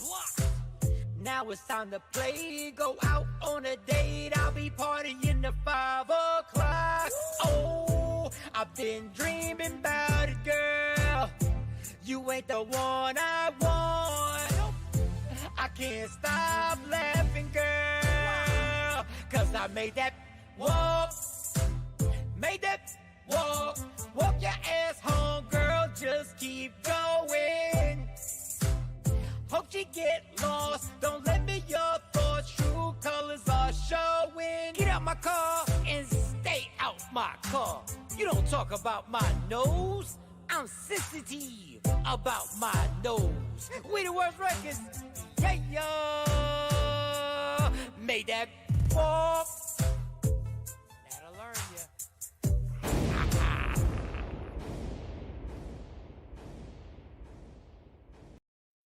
Don't never stop if you wanna be on top, yeah. Tap in. Tap in, Michael, Shawn, J Black, Sexy Mo. Shawnee Scott will be back with us soon. She's doing mama things.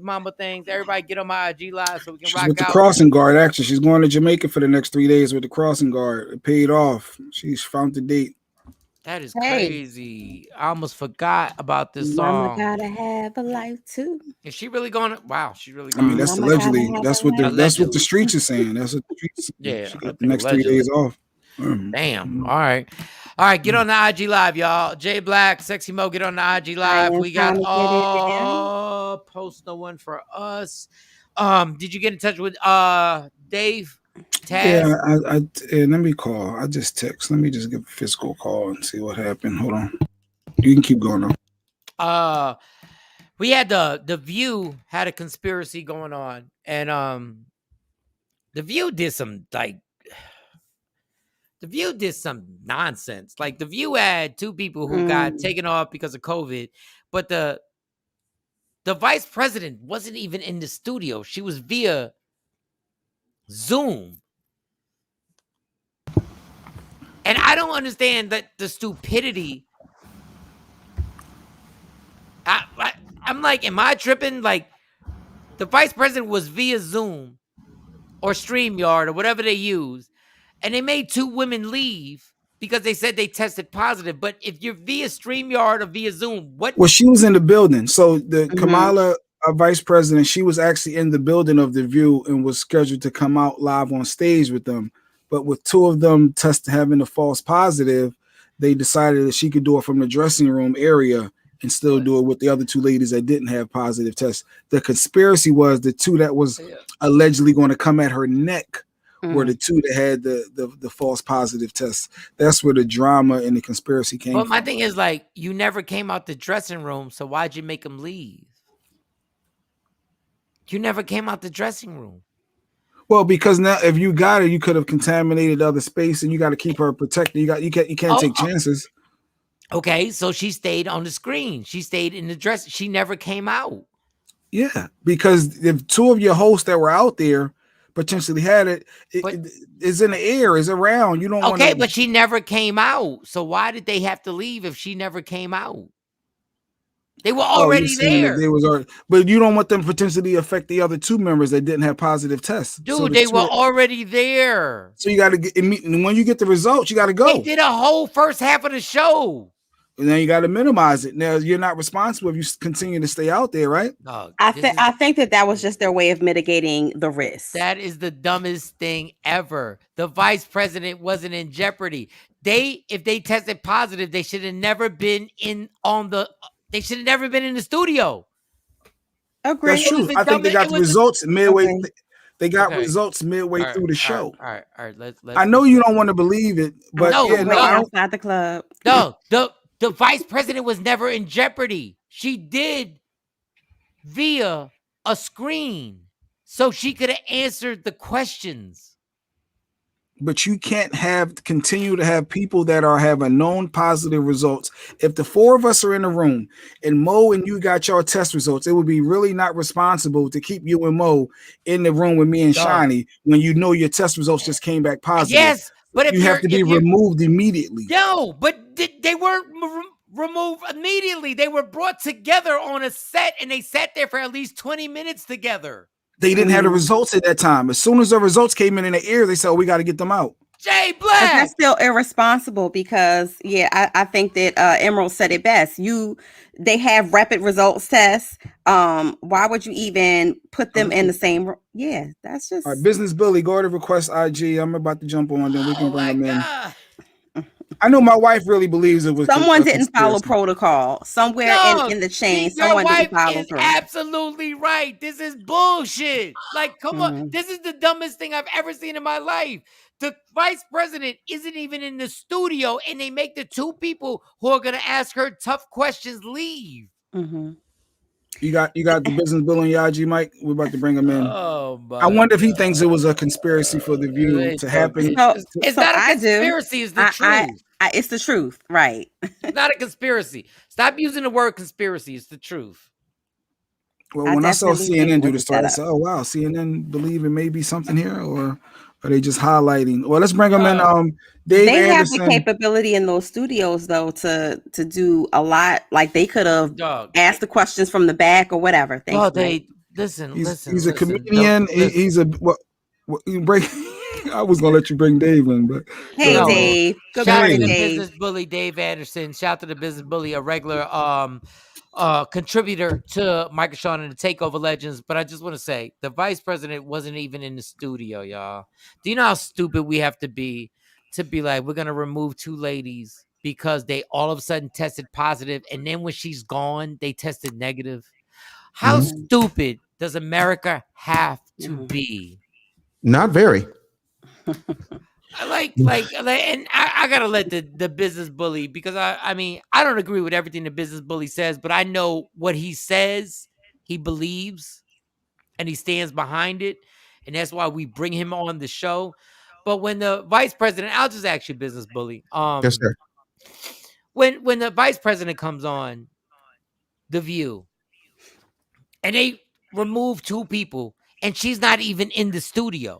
And they remove two people because they're supposedly tested positive for COVID. What do you think about that?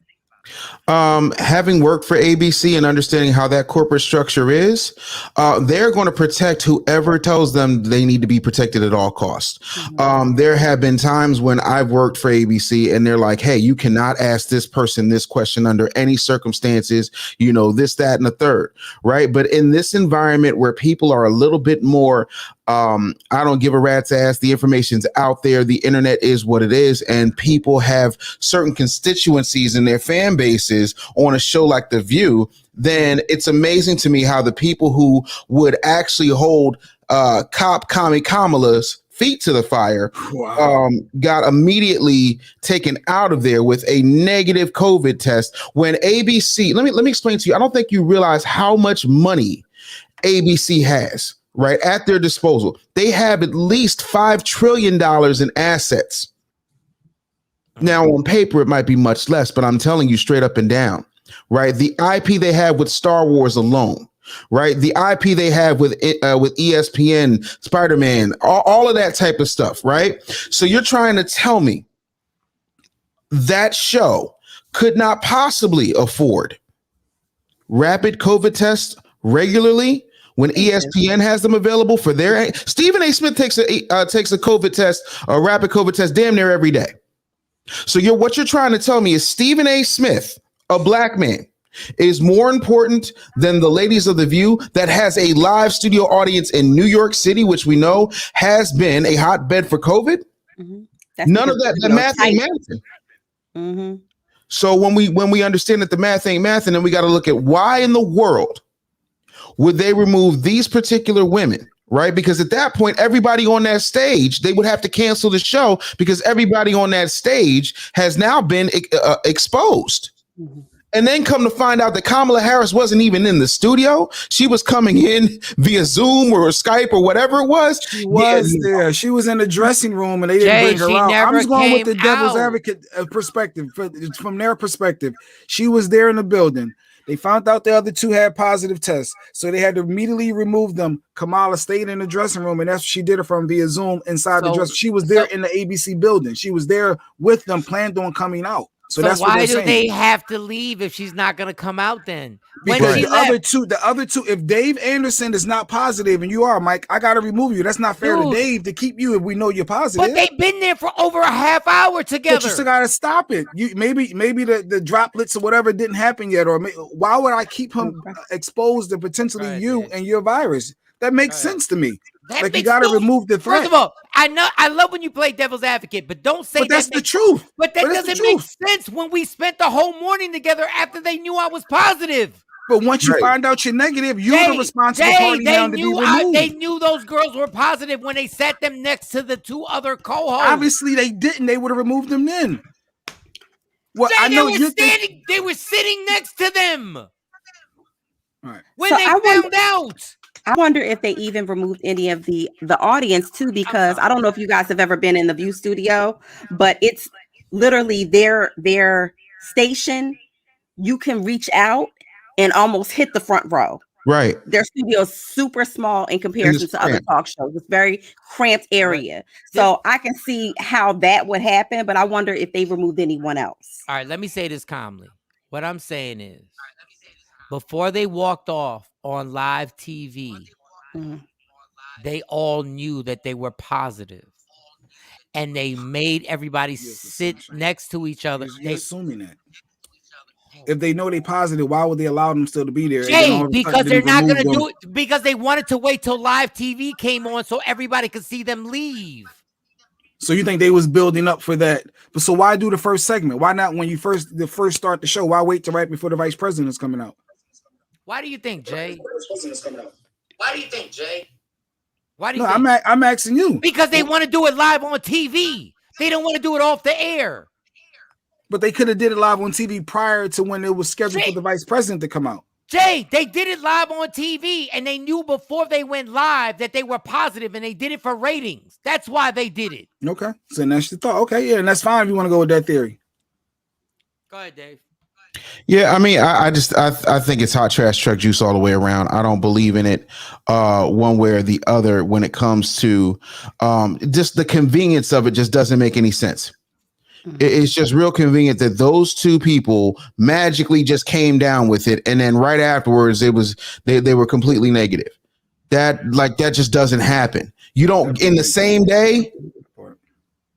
Like that, the only time somebody's had that much of a false positive is when Magic Johnson contracted this AIDS virus I got. Other than that, like ain't nobody ever had that kind of miraculous recovery. Now, I mean, there's been a couple of false positives, thanks God, because some of them skanks I was dealing with. But other than that, you know what I'm saying? Like, no, they have an agenda.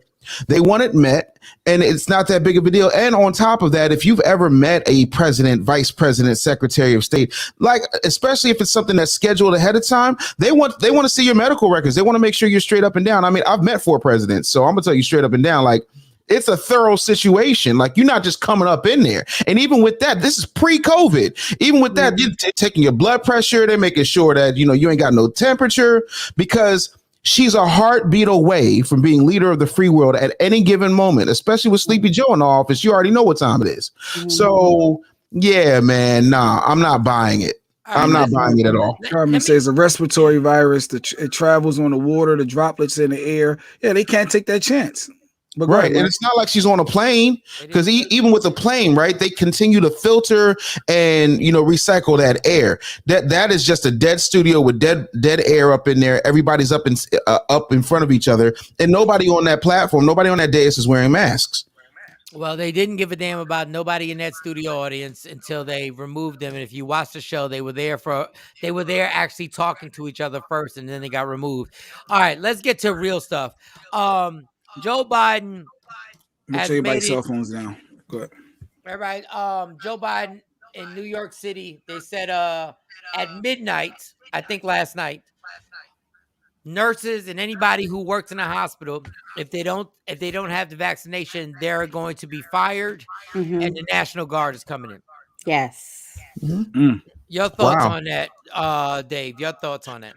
What a difference a year makes. I seem, and this is the problem with our society as a whole, black, white, everybody, because this is an American issue. This is not a race issue. When it comes to our frontline workers, our American heroes, like there was a time in 2020 where we were banging on pots and clapping every time we saw a nurse or a doctor walk down the street. Yes. Yes. How quickly we forget. Now all of a sudden, if you're not going to take this jab, you're not going to comply, you're going to get fired. And my question is, what happened to the Hippocratic Oath, and why is it that all of these people, it's not just a couple, because it was just a couple, it wouldn't even be news. It'd be like, oh, you got fired, who cares, we can replace you.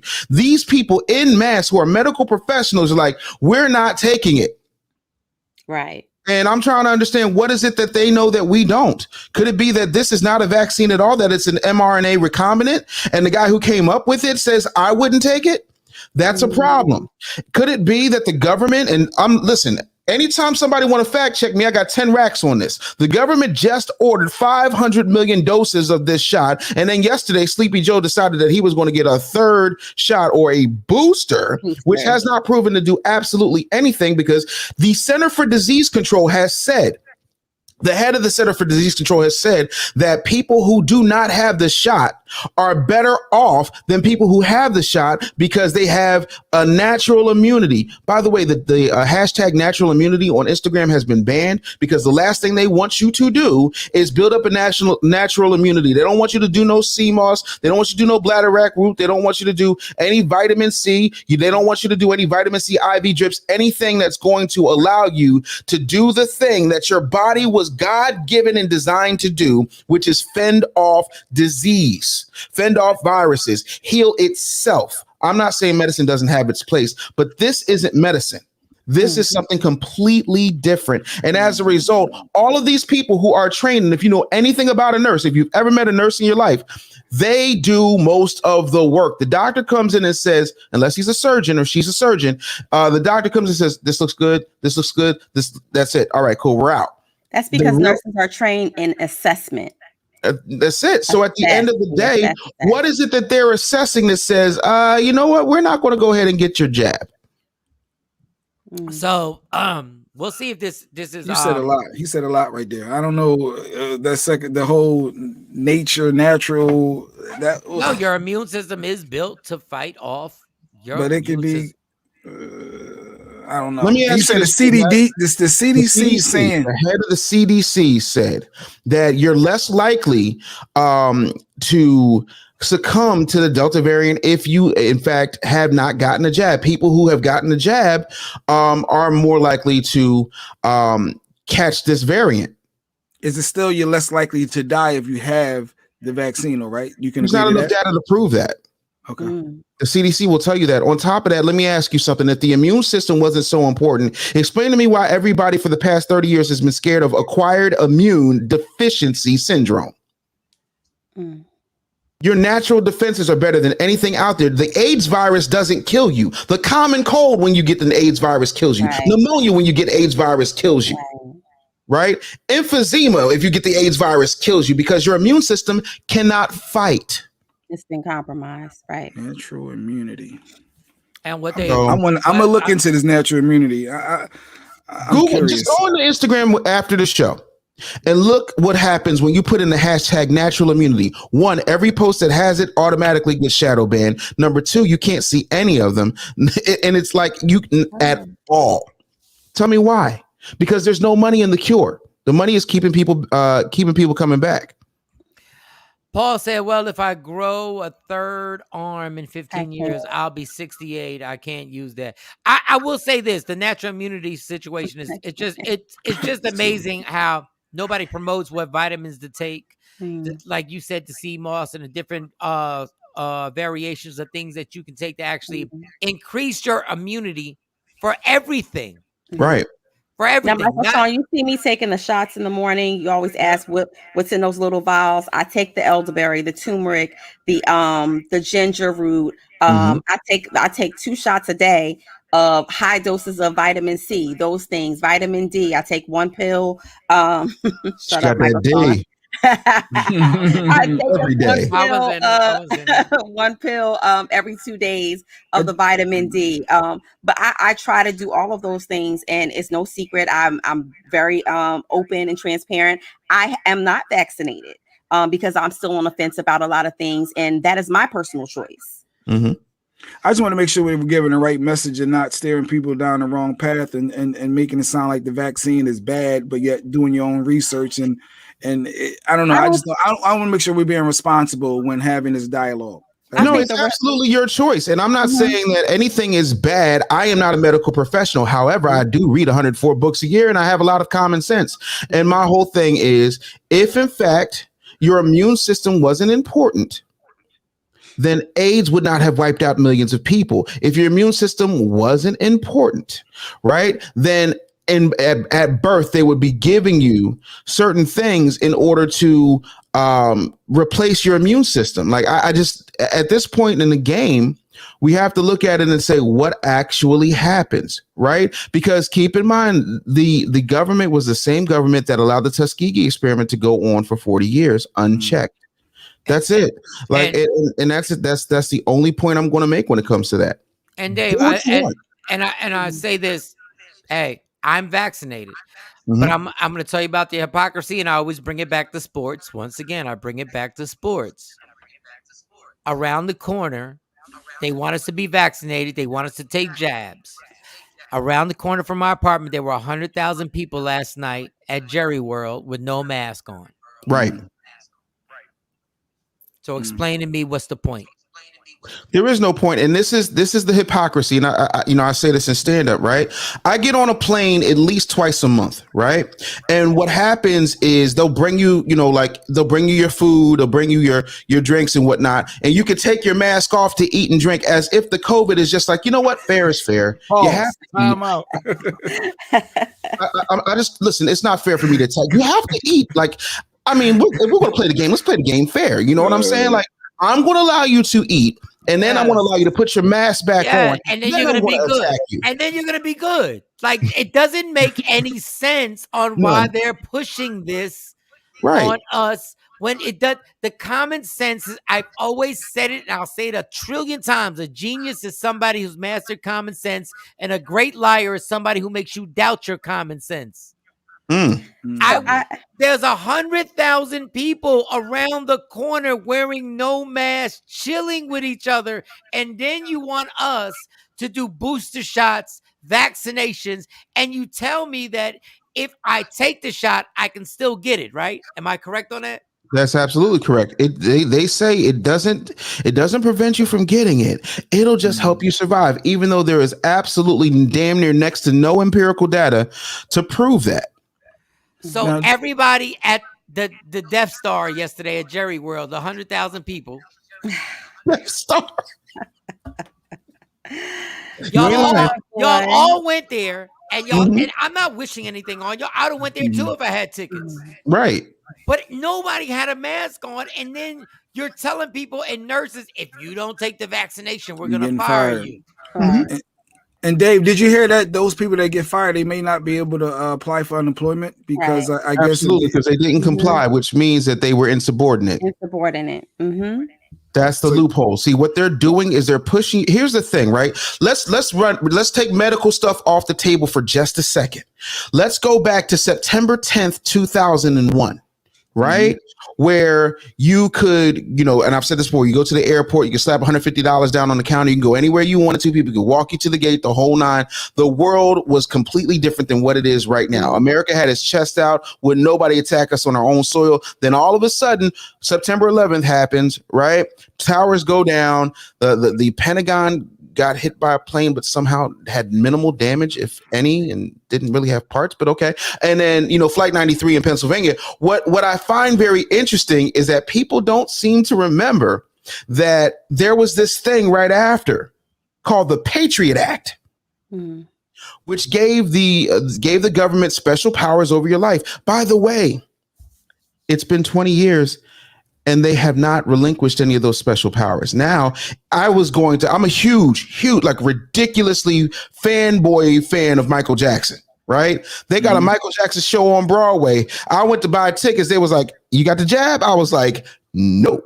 They said, you can't come in here. I said, I guess I'll see it when it comes out on Blu-ray because I ain't getting no jab to see Mike's, Mike Moonwalk. They're trying to pin you in a corner. It's going to be vaccine passports everywhere you go. They're going to tell you exactly where and where you can't go. And they've been doing this lightly. Oh, you can't get into this restaurant. You can't go into this show.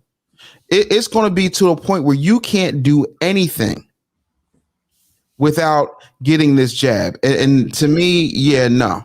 And it won't stop there. It'll be a slippery slope on absolutely everything. So yeah, I'm not a fan of this in the way that it's going. And we need nurses. If this is a pandemic and we need nurses, so the need for nurses and doctors isn't greater. It just goes away. Yeah, right. Yeah, you still need them. Yeah. Because I thought we were in a pandemic. We were calling them heroes just a second ago, and now we are penalizing them. But Sexy Mo, I'm gonna ask you because I know you got some sense. Thank you. If something has a 99% recovery rate, statistically, is it a pandemic? Also, I want you to look up USA Today. USA Today had an article, and I'm gonna shut up after this, Mike, I promise. USA Today had an article out that talks about how much money the hospitals make off of the insurance and off of the government for reporting that a death. For example, if somebody dies of pneumonia, the hospital gets $5,000. If somebody dies of COVID-related pneumonia, they get $13,500. That's why you don't see all these stats on heart attacks, pneumonia, the flu, death by the common cold, strokes. Everything's COVID. I would just say if the recovery rate for AIDS was what the recovery rate for this COVID was, nobody would have put a condom on. How about that?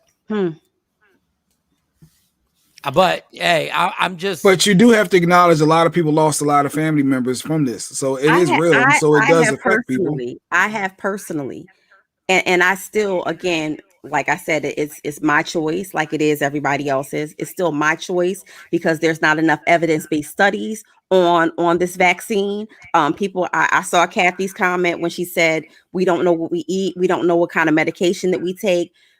There's stuff in everything, but there has been enough evidence-based studies for me to make an informed decision on those other things. The vaccine, there has not been enough time. There's not been enough studies. It's new to people in healthcare. How about that? They're treating it as they go. They don't know either. Rodney Perry on IG said, I'm wearing a condom right now. But you got 17 kids, Rodney. You got 17 kids, bro. Like you're literally like John and Kate plus 18, bro. Like your condoms don't work, Rodney. Like stop reusing the condom, Rodney Perry. No. By the way, Sexy Mo, I just want to point out that Kathy don't like me. And because Kathy don't like me, if I say the sky is blue, she gonna say it's purple. On top of that, I can sue Cheetos. I can sue Frito-Lay.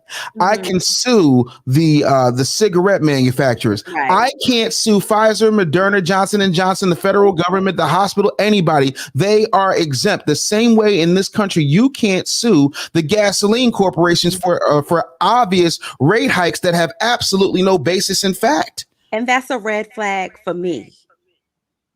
Because if I stand behind everything I do, I have 12 businesses. I stand behind each and every one of them. If you're not satisfied, I'm going to do everything I can to satisfy you. Now, if you're a moron and you jacked up some stuff, you know what I'm saying? Like you burn your house down because you watch Beavis and Butthead on the TV I own, then that's a different type of situation. But why don't they stand behind their product if it's so safe? If it's so safe, why are you trolling out John Legend to tell everybody to go to Walgreens and get these shots?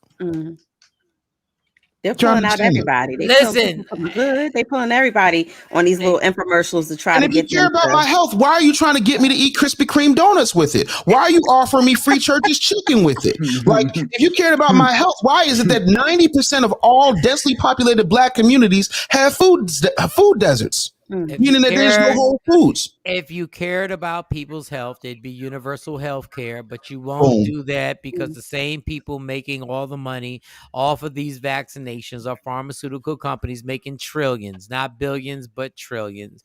And if you cared about U.S. citizens, they'd be universal health care, and we'd all be, and you wouldn't have the politics behind it on you can't get this doctor, you can't get that. No, the universal health care would be the platinum package where you would get the doctor that you choose, that you want, the specialist that you choose shoes that you want and you could afford it. But instead, you'd rather make $1 trillion off these vaccinations. And I'm not saying that I took the vaccination, y'all. I'm a follower. Right. I admit right here, I'm a follower. I follow. A lot of people are taking it out of fear, I'm part of the sheep. But you travel. It's a different ballgame. If I were you, I would have taken it too. Because you travel a lot more than I do. And you're on different people's stages and you taking pictures and putting your arm around people like, bruh.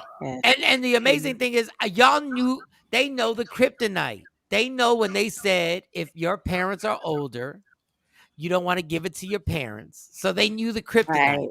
They knew if your children all 3 of my kids, but the oldest one, Amani, has severe asthma. They knew once they said that they were going to get me paranoid and be like, okay, listen, if I didn't have any kids, there's no way y'all would have jabbed me. No. Y'all got me on the bamboozle because I was like, I'm not going to be guilty of infecting someone else. Like, but that's the whole thing, fear, right? Invoking a lot of fear into people and just really honing in on, let me see what's going to scare this person into getting this shot. Everything they do is political. There's fear-mongering in and of itself is political. There's nothing that happens that isn't political. There's no thing that happens that isn't political. Everything is an agenda. I don't care if it's to help the country or to hurt the country. Everything is an agenda. Every single thing. And what we're realizing now is that watching Joe Biden, it doesn't matter if you're a Republican or a Democrat. They all got an agenda. Yep. Yeah. Financial agenda. Not even financial agenda. The southern the border with Mexicans right now and the Haitians right now, that happened during Republicans and Democrats. Right. That's what kills me. People talk about, Donald Trump put them babies in cages. I'm like, Obama and Biden signed off on those cages. Donald Trump is, he wants to build a wall. Joe Biden said he wanted to build 170 miles of wall.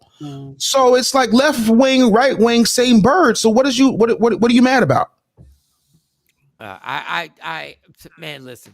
And that's why we try and joke and have a good time to give people a relief from all the seriousness that goes on right now, because it is serious. And all you can do is basically make sure you enjoy every minute of your life, every second, and appreciate your family, appreciate your kids, your parents, your friends, and all that good stuff. Let's have some fun. Hell yeah. Let's have some fun. Let's talk about why J Black ain't know the Black National Anthem. No, we're not. Business Bully, do you know the Black National Anthem? Because I'm Puerto Rican. I didn't know.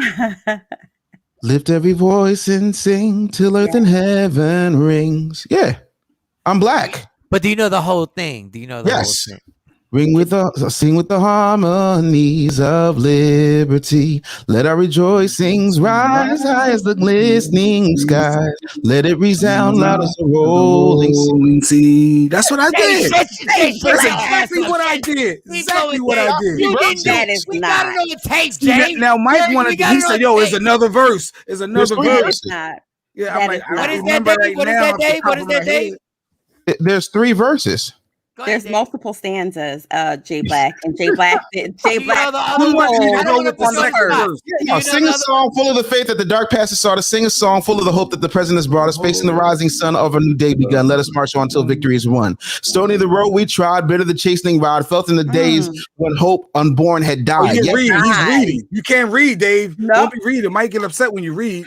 Yet with a steady beat, not our weary feet, to the place where our Father signed, we have come over, away with the tears that we watered. We have come to the pain of the path of the blood that was slaughtered.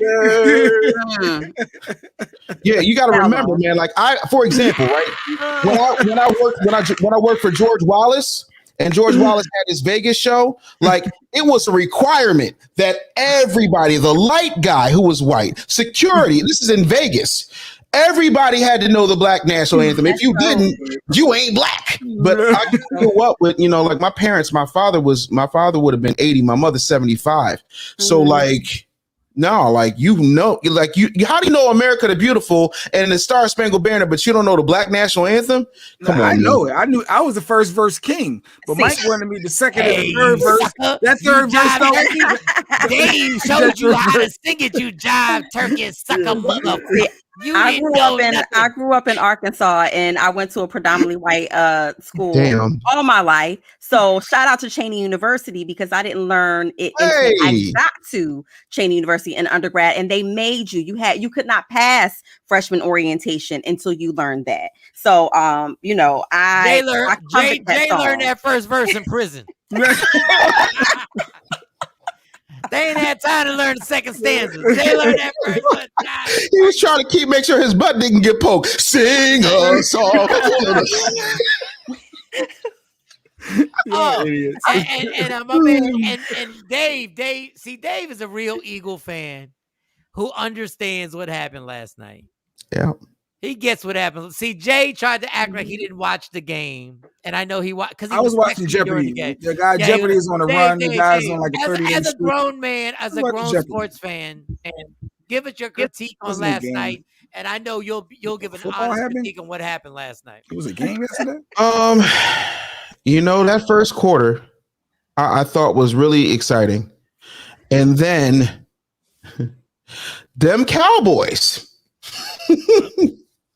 Who I hate. I abhor the Cowboys for several personal and professional reasons. I do not like the Dallas Cowboys. They literally decided to mollywop, smack up, flip, and rub down the Eagles like a Belle DeVille concert. They needed several body bags out there in the Death Star. I have to shout out the offense. I have to shout out the offensive line.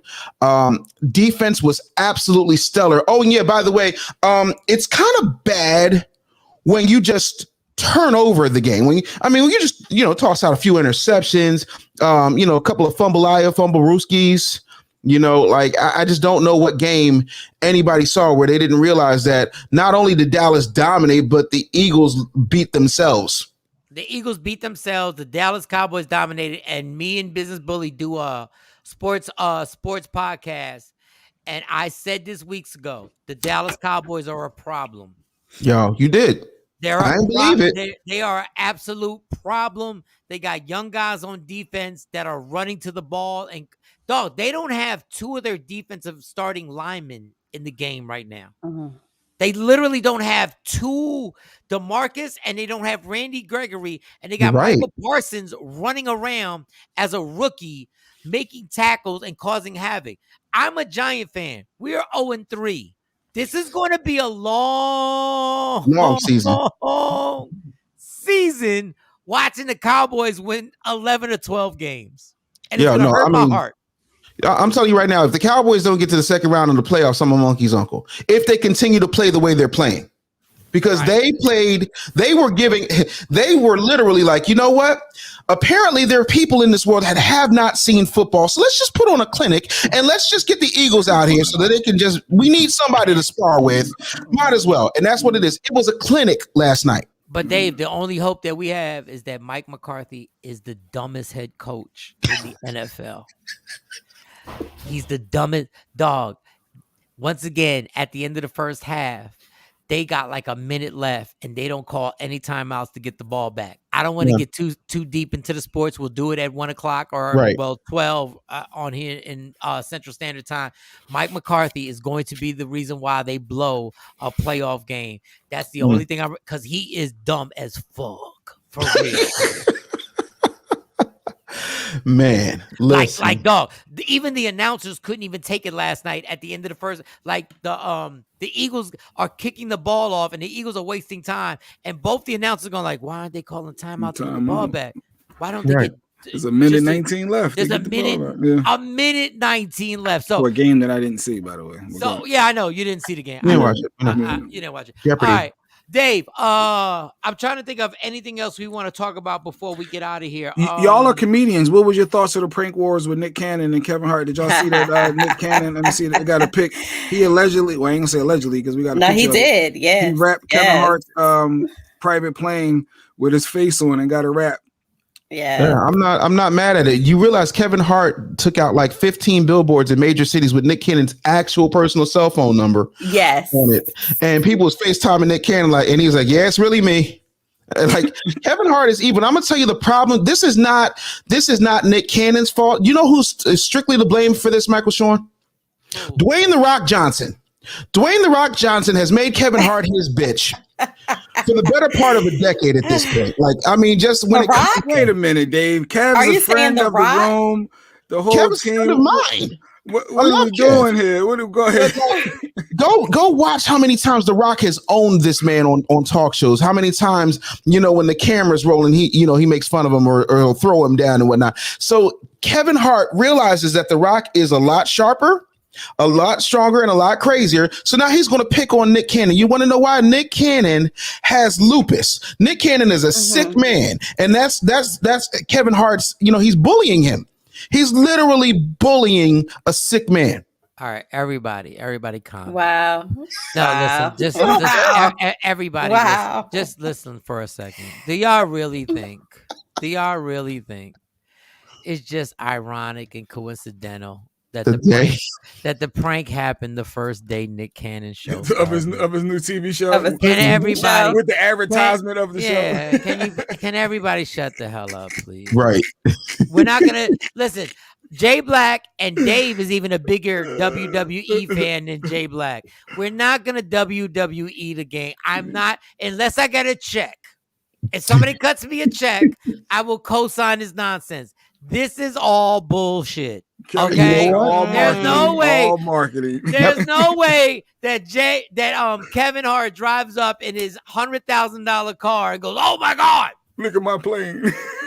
Yeah, he had to know. I mean, everybody's in on it because you can't get to a private plane. You can't get right. You can't get to that tarmac and then have that much work done and nobody call anybody. Right. Like nobody. There was no security. No, there was nothing. Like, oh my God, ride the cannon.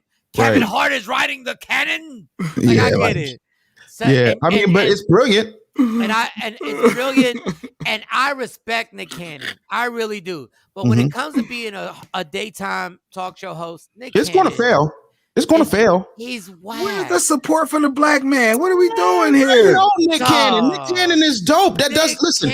I was the first person to sit up there, and I told him, I said, bro, like, I'm happy for you. I'm happy that you're providing more black people jobs. More power to you. You and Niall Evans was a really good friend of mine. I said, God bless you. Like, listen, but here's what I know. Kris Jenner is the greatest PR person of our lifetime. And Kris Jenner couldn't make a daytime show work. Bethany Frankel has white women convinced that her alcohol-infused diet water, her skinny girl margaritas, and they tested them in the lab and they're not, and her ass couldn't pull off a talk show. The only talk show that has survived in the past decade worth anything talking about is Wendy Williams. The rest of them have crashed and burned. Ricky Lake couldn't do it. Carney Wilson couldn't do it. Ricky Lake did it for a long time. True. I'm talking about when she tried to come back in the past decade. Yeah, when she tried to come back, she was whack. Ellen did it.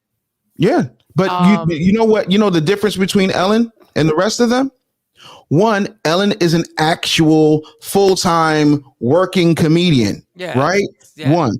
Two, Ellen has the right type of temperament. She checks so many boxes. She's white, she's a minority, and she's got the Rainbow Coalition behind her. And she got a black DJ who now dances, because that's not the original DJ. But you know what's amazing about Nick is that Nick always switches when he's on Wilding Out. If he would just be that Nick all the time, just chill. But do you think that would translate? But would that translate to daytime TV? But that would translate to daytime TV. But that's what they tell him won't translate to daytime TV. Once you get on there, and he turns into this whole other Nick, and he turns into Wayne Brady. He just turned. But you know what? Wayne Brady support Ryan Seacrest doing all these different jobs, and we don't support Ryan. If nobody black, when's the last time you said somebody black, myself included as a media guy, saying, "Oh, Ryan Seacrest is the greatest"? Ryan Seacrest is doing a bad Rick Dees impersonation. Nick Cannon is doing what they're telling him to do, and that's why he will lose. Nick Cannon, actual Nick Cannon, would actually win. But and this is my whole thing. I love Wayne Brady. Don't say Yeah. the Wayne Brady because I think He's Wayne Brady talented. was amazing. Very much so. But we turned on him. But Nick Cannon, when you turn into this person, every time you get into these situations, you turn into and look what they're saying. And I'm like, what? Where's the wild and So you out? want him to Nick be Cannon? hood? You know the white folks ain't. I don't want ain't no. ready. That's not what he's saying. He wants him to be him. I don't want him to be hood. I want him to be Nick, the way he is when he's wilding out with his cohorts on the show. That's when it. he's doing the Masked Singer. And when he's doing his no, not the Masked Singer. The Masked Singer is a little bit corporate too. Yeah. No, when he's doing his podcast. When he's doing his podcast and he's interviewing, just be regular Nick. Just be that N-word. There's a blueprint that works because if you think Michael Shawn is bugging, allow me to give you 2 words that'll prove it. Wendy Williams. She's just herself. She's her whole persona. She doesn't change no matter where she goes. It's Wendy, Wendy, Wendy, Wendy. And Nick is going to fail. I don't care how many superstars you have on here. If you're not going to ask the questions you ask on your podcast, if you're not going to be the dude that has the same comedy from Wild 'N Out, all you're doing is going to an audience that really don't know you. That's it. When in reality, what you want is the audience that knows you to come over and be like, oh, it's Nick again. But right, because your audience now is 30 and 40. Exactly. We've all grown up, bro. We're here. We've got money and disposable income. We just want you to be you. Even the new Wild 'N Out looks weird now. Have you seen it? Yeah. Dog, it's very different from very corporate. Very corporate. Very. And they instead of a belt, they gave him a big old gold diamond crusted chain to give away every week. How stereotypical. All right, with cards. The cards is wonderful. We gonna get Sexy Mo ready for allegedly. She doesn't have facts, but she does allege a lot of stuff happened there. Where can it get at you? Obviously at the Business Bully, but what you got going on that you need to promote? Yeah, man. Right now we've got this thing. So many people are like, but Dave, I want to start my business and I don't have $30,000 or $50,000 to work with you. And I'm like, I know. So what we did was we created a core curriculum called Bully 101. So if you go to bully101.com, everything that I used to get from homelessness to my first 5 figures, independent, is in Bully 101. So go to bully101.com. We've got a special right now. It's $101 a month or $647 for the year. It will absolutely walk you through the path to get off of that 9 to 5 and reclaim your time like you Maxine Waters on a Coke bench. So go to bully101.com. And enjoy yourself. And no, I'm not saying Maxine Waters is on a Coke binge. I'm just saying that energy would be that height. I'm not advocating anybody cocaine. I'm gonna put you on the spot, Business Bully. Your business acumen is high. So I'm gonna put you on the spot right now. And I want to if you can't tap out, if you can't answer this question correctly, just tap out. Don't be Jay Black and try and answer it even when you don't have the answer. Why are you grinding up Jay Black? Always. Because Jay Black, and I just got keep love. going. He is my brother. Jay Black is he's the only person I've called a brother, but he's a dickhead. So when we get to be a dickhead to him, we get to go all the way in because Jay Black will ride you. Go with your point, Mike. Where are we going? My point is Jay Black is a dickhead. Listen, okay, no. Love him. This is I love him. If I have $1,000 business, I have $1,000. Okay. It's my last $1,000. Gotcha. And I asked you, how do I invest this? And how can I invest it in something that can make money for me? But understand, this is not my last $999. This is my last $1,000. Where would I put it in that it's the safest that you can assure me? And if you can't, just tap out. Great. It depends. If it's actually Michael Shawn, I would take that $1,000 and I would give it to Jason Lee. I would give it to Jason Lee at Hollywood Unlocked because he has a huge fan base, a huge audience. And then what I would do is I would take your one-man show off of YouTube, put it someplace like Vimeo where you can actually get paid for it, and then say, this thing is going to change the course of your life. This, that, third. Like let Jason Lee interview you for like $1,000. His people will check it out. They'll continue to push it. They'll also put a post up on Hollywood Unlocked. And then from that $1,000, even if you charge 10, and he's got like millions of followers, if 2% of them buy it, you've already, you know, doubled, if not quintupled your money, depending on what price point you put it at. But that's what I would do, and I would continue to push the Michael Shawn brand. The best investment you can make is in yourself and putting yourself in front of more eyes and ears, because that also opens you up to different markets. It also allows other promoters to see you. And that's the problem. I think a lot of people don't realize that their gift is valuable, and tackling the importance of growing through other people's audiences, or what I like to call OPA, is going to make the difference when it comes to growing your money. So that's what I would do with my last $1,000 if I were Michael Shawn. That was an excellent answer. But Vimeo, how do you get on that? Like, how do you Vimeo go about is like YouTube, but you can actually put up a paywall. Or you could put it on Patreon and have patrons support you. Like, there's 1,000,001 places you can go and take your content, because all we've become butt clapping hoes for these social media sites. We've become it for Google. We become it for Zucks, instead of taking our content and putting it someplace like a Media Room 360 or Business Bully TV. If you put your content behind something that people have to pay for, they will pay for it. People have wasted money on dumber stuff. Think I'm lying? Thigh Master made $1 billion. That's it. We can't hear you, Mo. We can't hear you. I said I still got mine. I laughed at the Thigh Master. You know, yes. Yep, I got sucked in at 3:00 in the morning watching those infomercials You got and brought sucked one too. in? Well, Business Bully is the first time I've asked somebody a question and they've given me advice that I just wrote down myself. Well, that was for you. Sam is for me or somebody that ain't got a platform like Great. Here's what you do. No problem, Jay Black. I'll take the bonus question. Let me put my activator in. All right. What I would do if I were you, I would go to Fiverr. There are people who can build you out a Shopify site with proven products that they get from places like Alibaba and Wish, right? And then they will build out the site for you. Not only that, if you give them a little bit more money, say another, like it'll be $300 for the site, then another $100 or $200 for Facebook ads that they will run for you. They will manage your store for you. That money in exactly 30 days will probably yield you at least $1,500 to $2,000. Like, for example, I've got a Shopify store. Nobody knows it's me, and I sell pet products. You want to know why? People are nuts about their pets. This is my baby. No, it's a flipping Chihuahua, you crazy kook. But it doesn't matter. I don't care that you want to sit up there and personify your dog. I don't care. I want you to buy your doggy brush and your doggy hoodies from me. Right. And that's what you do. There's so much free labor and sweatshop level labor as far as the prices go in India, in Germany, in Ghana, in the Philippines, that you can take that money and go. So if you had your last $1,000, you would still go home with $500 with everything that I just said. $300 for the site, $200 for marketing.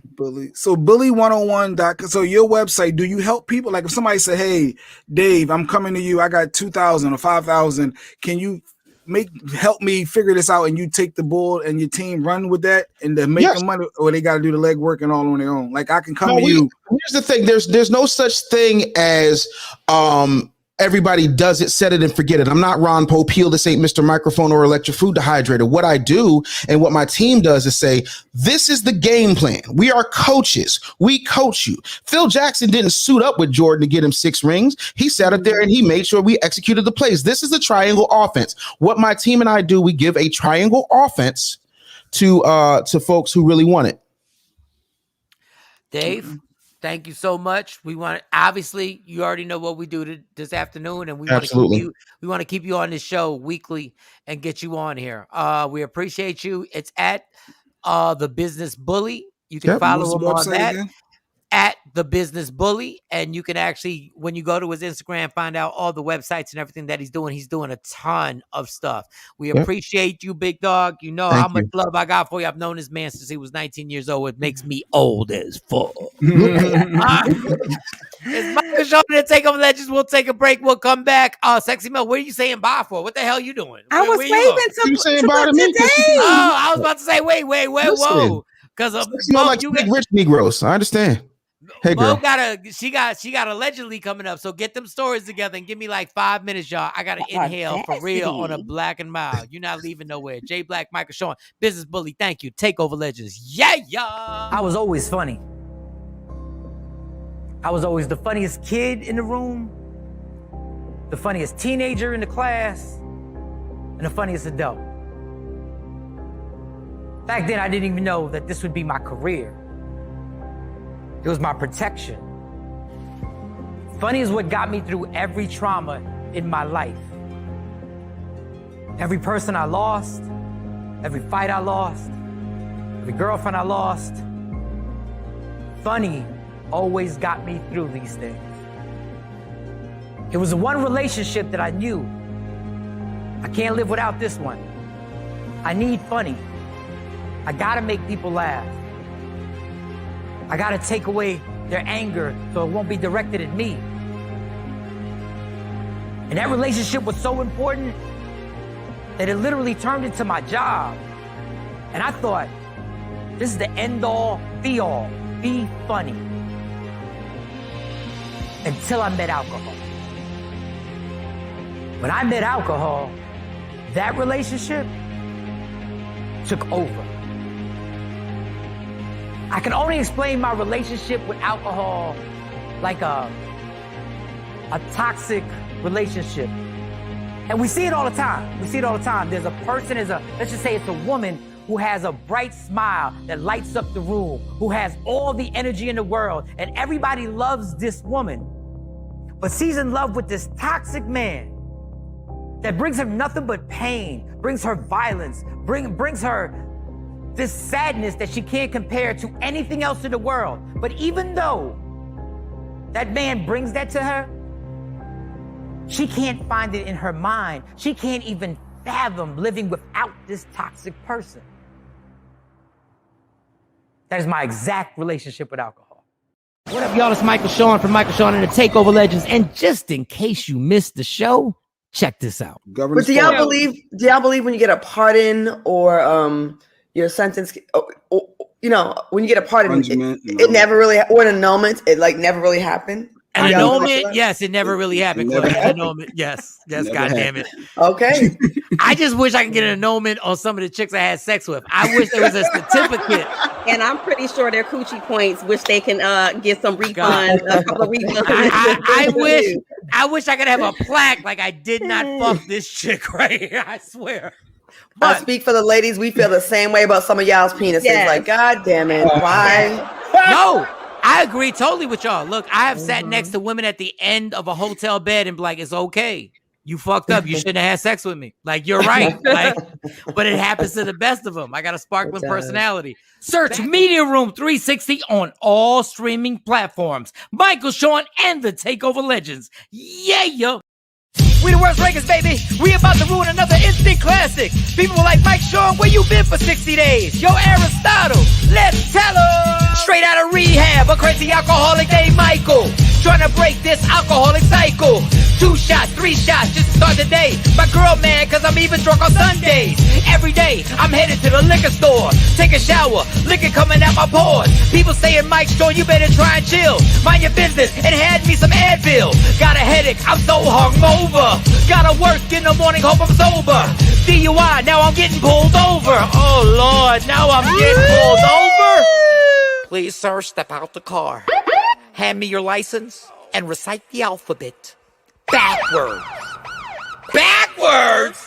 Oh! Straight out of rehab, crazy alcoholic up in AA. Say my name out loud, they reply, hey. 60 days in a drug-free, clean stay. Cold word, I was on a little vacay. Sharing feelings that I never thought I'd ever say. Grabbing tissue, eyes sweaty, I don't wanna stay. Calling home, yo, let me talk to my maid. No, for real, let me talk to my maid. Man up, 12 steps is the game plan. Tell the truth if you really wanna beat it, man. No chicks, no drink, pass on the tab. Michael Shawn, and I'm straight out of rehab. We the worst rankers, baby. We have just ruined another classic song. Michael Shawn, Aristotle, Pluto, Rest Up, Pills, Cosby, my man Flip, Mika Badass. Yeah, Michael Shawn, we the worst record. You know what I say? Yeah, yeah.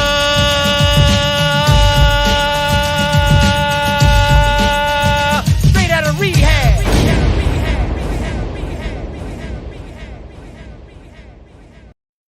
Don't never stop if you wanna be on top. Yeah. Tap in. Tap in, Michael Shawn and the Takeover Legends on a Tuesday. Jay Black, Sexy Mo, Shawnee Scott, the whole crew. Shout out to my man Dave Anderson, who came on here and did his thing. Thank you. We'll have him on weekly, along with our other weekly guests that we have on. We got our psychic. What's the Dexter. Dexter Kendrick every Thursday. Yes. Financial. Who's our dude on Rebel, the financial rebel. I Follow always the get money. everything. Money God. Financial, and then we have Wellness Wednesdays that go on tomorrow. Sequisa. Actually, tomorrow we have the herpes goddess. Tomorrow Yes. she's going to be coming on tomorrow. The herpes goddess. She's an African American younger woman, and she has herpes, and she's spreading the word. She's embraced it, and she takes a lot of direct questions. She talks a lot about herpes, and I didn't realize how many Americans have herpes, but it's a whole community and world out there, and it should be an interesting interview. It seems like she's very open to being very blunt about herpes, educating our people. And y'all gonna be surprised because I actually researched numbers. Get out of here on herpes. You got facts. I actually have facts. I actually Google, like we got Google sitting here. So it was like it's like 1 out of 4, 1 out of 5. But I'll have the actual numbers. I don't want to say it now. I have the actual number. I don't have them in front of me. I wrote them down because I think tomorrow's show. Are we gonna joke? The fact that Jay Black says she's spreading the word is funny. Like I was really trying to be mature. God darn you, Jay Black. God darn you. Yo, I didn't even realize. Yeah, we are gonna have she laughs though. We're gonna have to have some words that we say we can't use. No. But what I want tomorrow is that we be ourselves. But at the same time, we inform everybody on something that's going on throughout America. This isn't like a small culture. No. Like Valtrex, I want to tell you, Valtrex is nearly $1 billion business. It's like the people who say, the people who go like, they don't watch porn. But yet, there is no website that has attracted more people than porn. Right. But everybody says they don't watch it. So we want to have we want to have really a conversation tomorrow. And the good thing about her is I went on her page, just like Jay Black went on her page. At the herpes goddess. She's not only super open, she's giving you scenarios where her man is coming home and she's like, I feel an outbreak coming on. And I'm like, yo, this is some of the and my thing is like, the funny thing is like, people, she literally should have 10 million followers. But she doesn't because nobody wants to have their name under her saying they're following her. And I think one of her followers, she did like this little thing with one of her followers. And one of her followers was like, first and foremost, I don't have it. But somebody crept in her DM and was like, well, I see you following herpes goddess.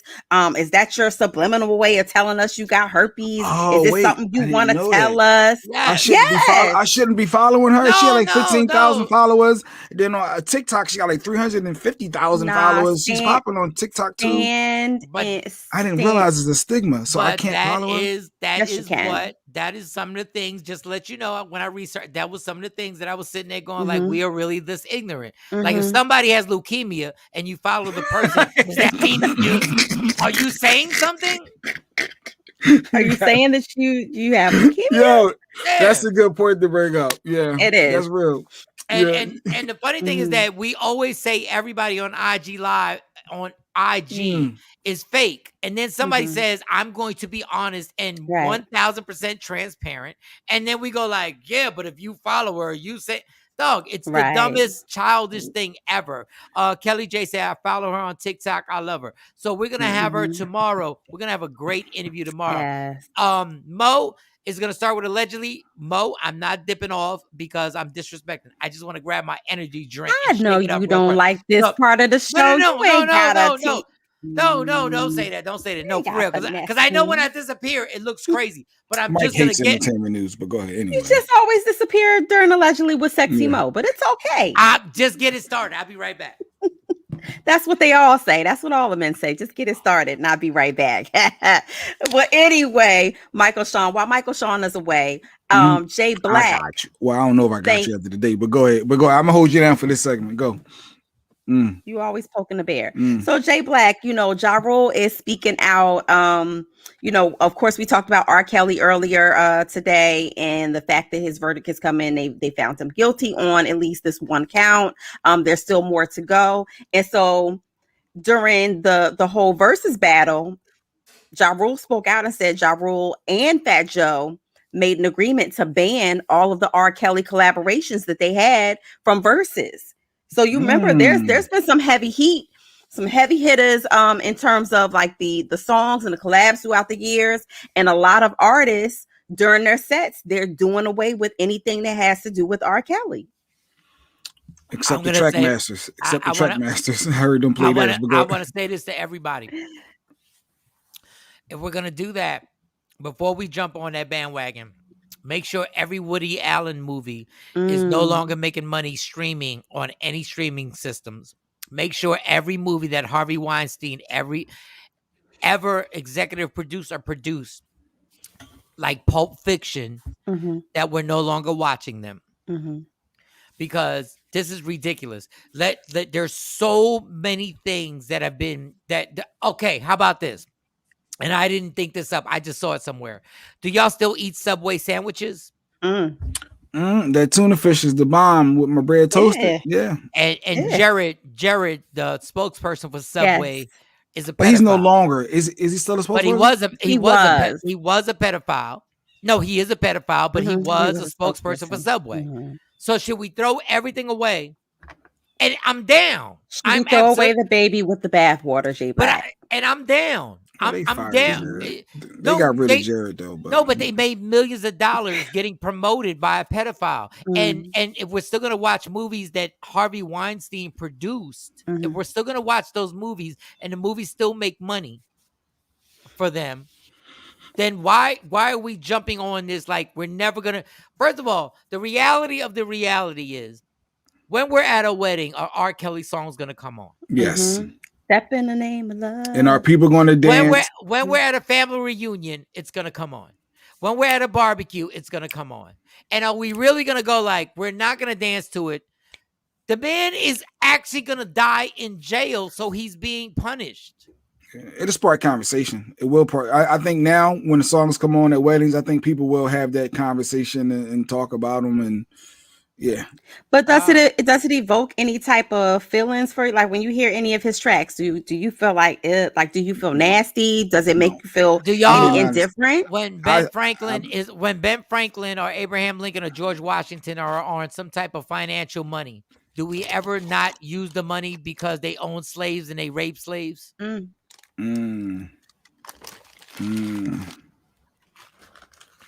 I like.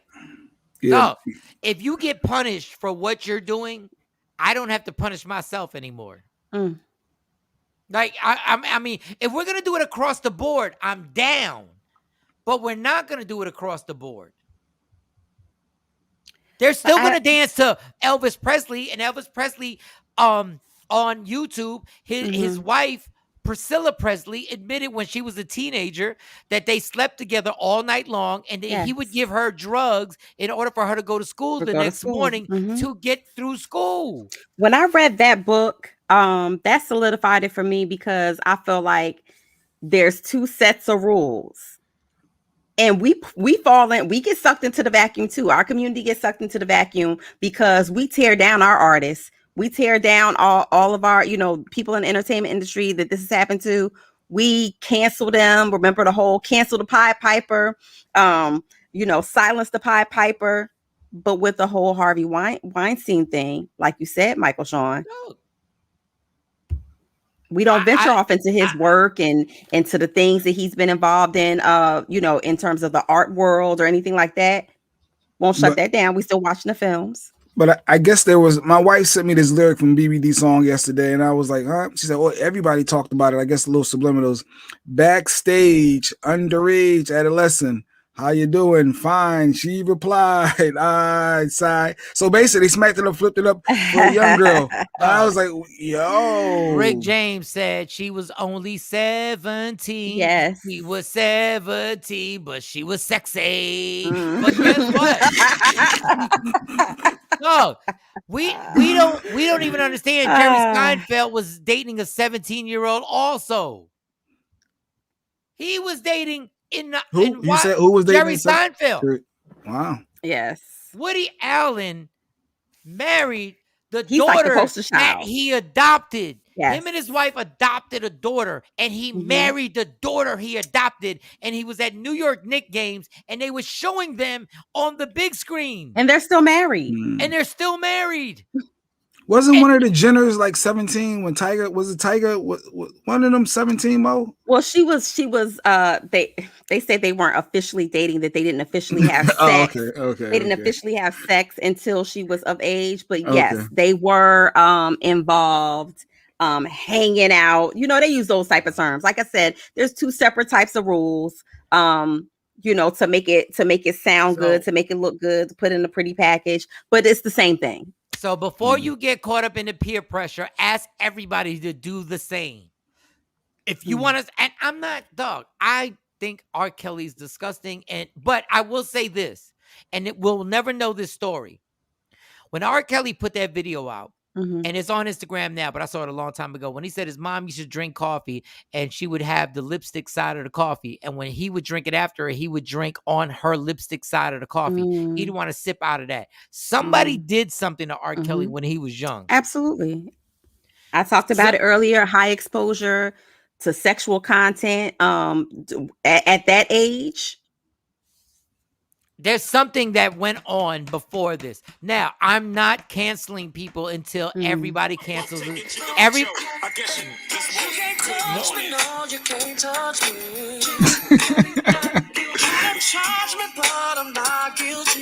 Jay Marie said, "Don't act like we ain't have a contribution." Absolutely. Like, let's keep it 100. Let's keep it 100. The man is a musical genius. We'll never deny that. We'll never deny that, but we're talking about the person. So how about this? And I was raised Catholic. You want to cancel the whole Catholic Church on pedophilia? Y'all want us to cancel? Y'all want us to stop going to singing R. Kelly songs? So y'all gonna cancel that? Oh, that pastor. Oh, we can see that stuff. Big facts, Jay Marie. Certain songs I still listen. Listen, man, I'm just saying, if you want to do it, let's do it across the board. Be fair. And then I'm down. But if we not gonna do it across the board, and y'all gonna still be talking about "Step on My Blue Suede Shoes" by Elvis Presley, you're not gonna get me to not after the show. It's the after partying. After the show, it's the hotel lobbying. Have the originals. You're not. Look, I'm down. I'm down. I'll shut it down. Priscilla was 13. But you shut it down with the 13-year-old Priscilla. Priscilla was 13. You shut it down, and then I'll shut it down. Then we can make it across the board. That's all. That's all I'm saying. That's all I'm saying. That's it. That's everything. That's all. Stop playing with me. I'm Stop sorry, playing with me, Jay Black. Stop playing with me. Because y'all know when this dropped. Y'all know when this dropped. Everybody was trying to get that on a two-way. When this dropped, come on. This is too many. It has too many hits, Mike. And the catalog is crazy. Hold up, and I'll go even deeper. Don't sit up here, all you artists. Yeah. I'm sorry, go ahead. No, but I will say this. Don't sit up here, all you artists that knew what was going on when you was in the studio, and try and back away from the turntables now. Don't sit around when y'all was around and y'all knew what was going on, and y'all knew everything was popping like that, and now y'all want to back away from the turntables. Oh no. No, we wasn't knocking off 13-year-olds and 14 and 15-year-olds. And man, if we really dig deep into the Aaliyah situation, a lot of y'all should be canceled. A lot of y'all for lusting over that 15 and 16-year-old girl should be canceled. A lot of y'all. Go ahead. What's the next one? One of the comments said, if R. Kelly really believed he could fly, this would be the time. I saw one of the comments. Oh God. But you do realize all these artists ain't coming out speaking loudly about R. Kelly because they know you was in the studio. Yes. You was there. You was there. Yeah. And All right, go ahead, Mo. All right, I'm sorry. Yeah, so I just wanted to put that out there that just even the playing field. If you're gonna do it on one side, do it on the other. Wait, Kathy still got a CD player. I'm a little shocked with that. She got a CD player. She said she ain't canceling the issue in the house or her car. I want to play my CD. Kathy, stop playing with me with the CD. But go ahead. Well, speaking of Michael Shawn, I told you yesterday that Diddy allegedly brought Joy Chavez a $1 million ring for her birthday. That's Future and Bow Wow's baby mom. Well, Bow Wow has spoken out, which I didn't know. He said that he talked to Diddy and he talked to Joy. On Kendra G show. Yeah, our girl Kendra. Yeah. So I said, get out of here. Oh, okay. The mature conversation came about. He said, basically he ain't tapped Joy in about 13 years. They ain't been in that space. But he wanted to know what was up. So he's like, Joy is like really like his homegirl. That's the daughter, the mother of his child. And he wanted to know what the hell was going on. So he said that he made the call to her, talked to her, and talked to Diddy for about an hour and 15 minutes on FaceTime. He won't reveal what they talked about. He said, but they're all good now. Diddy is a creepy. But I just thought that was interesting that Diddy he had that dialogue with him. Diddy is a creepy old man, and y'all go keep allowing Diddy to be a creepy old effing man. He's a creepy old man, yo. He really is. He really is. You think he's gonna be the hip hop Hugh Hefner? He is. He's a creepy old man with a lot of young women around the Diddy mansion. Listen. Be yourself, Diddy. Be who you really are. I mean, he's holding up for his age. He looks good in his 50s. Yo, we are in such denial. We are in such denial of what, like I'm not. Diddy ain't up there with R. Kelly. Stop that. Diddy. Dog. Stop. Diddy likes him young, but I don't think that he likes him that young. Dog. Let's be real, y'all. We did the same thing. We did the same thing with Luther. Let's be real with Diddy, y'all. Let's be real. Come on, man. Stop.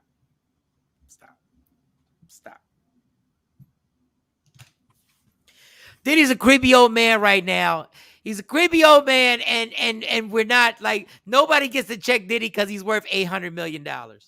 And nobody goes up, nobody says it. But behind the scenes, everybody in the business knows Diddy's creepy. This is go ahead. Next story. Well, this next story is for Jay Black. Jay Black, since the Eagles lost to the Cowgirls last night, and I know it was hard. Watching Jeopardy. I know it was hard, but the Dallas Cowboy star Lael Collins, he's actually been suspended. Lyle. Yes. Lyle, yeah. Lael. Well, they had him suspended for a bunch of games. Then he actually proved that he missed a drug test for a coach that died, and then some other deaths. Then he said, "Well, this is the dumb. I'm out here in Dallas, so I just let me.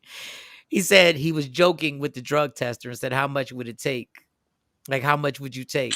I was playing. I was just playing. And he said, I was joshing around. Dude, you can't listen. I've taken drugs. I've taken about 20 drug tests. Mm-hmm. They don't have a sense of humor. Mm-hmm. They there to do a job. They don't even want to see you pee. They have to watch you pee. Let's be clear. They're being watched as they're watching you. Right. So this dumbass was like, how much would it cost if you just it's like being on a plane and yelling, I ain't gonna blow this place up. You ain't never lied to a cop or played around like, hey, how much is it gonna cost to let me go? You ain't never said that when you get locked up. Hell no, Jay Black. Oh, it was just playing with it. Oh, y'all ain't never tried that? No. What? Oh. Where you living at? That you did something like that? But you could be playing. No. Nah. Nah, son. Yeah, it usually don't work with the cops anyway. It usually don't work, but yeah. I wouldn't even play like that, Jay Black. Well, literally playing like, yo, what's up? What would it take to get me out of this? Yeah.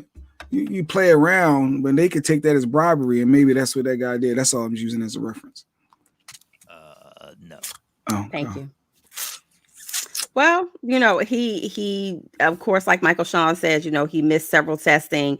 And the interesting part is that the NFL, like you can't, which I didn't know that you couldn't be suspended for, like, if you got a positive marijuana test under like their new collective bargaining agreement or whatever. I didn't know that.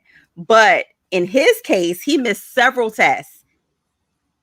And then on top of that little jokey joke bribing, they was like, oh, hell no.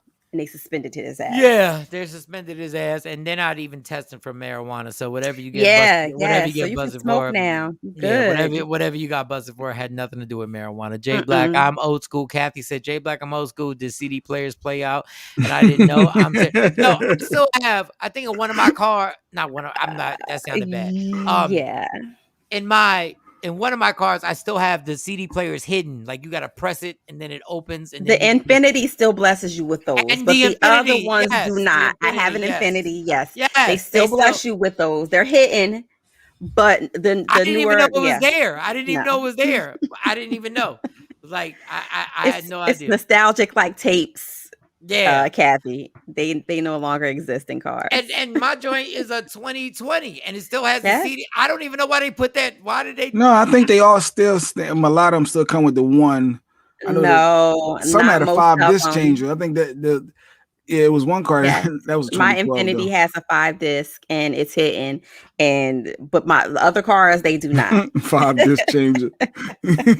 Yeah, I'm bugging. The best invention ever. Because it's a 2020 and he still had a CD, and I only found out when I had a CD, and I was like, "There's no way I have." And then it's. Do you have automatic windows, or do you have to manually roll them up? Like I'm confused with you. Like, huh? That's what you talking to me? Yeah, you talking to the wrong person. You already know how I get down. You didn't even answer that. You already know how I get down. No, I'm saying you got CD players, and I'm wondering if you got. It's a 2020. It's a 2020. Like it's a 2020. It's just something Infinity still has, but a lot of the other car vehicles, they don't have that. I had no idea. I had no idea it was even in there. Do you got Bluetooth? You got Bluetooth? Yeah, but. Oh, you can try. Jay Black, you got a 2018 Benz. Stop playing. Jay Black, but Jay Black, I could remember pulling up to the station as an intern in my Benz truck, and he was like, I would never spend all that money. You know how Jay Black he already know he barking off the wrong tree. He already know. He already know. I'm not a new friend. I'm not a new friend, Jay Black. He already. I was driving the Benz when he had the Galant. Stop playing. Listen, remember the Galant? Hey, that was a brand new 0 mile. That's my first new car. I felt so proud to have a car with 0 miles. I remember it was that. Cute. It was cute. He said it was cute. It was cute.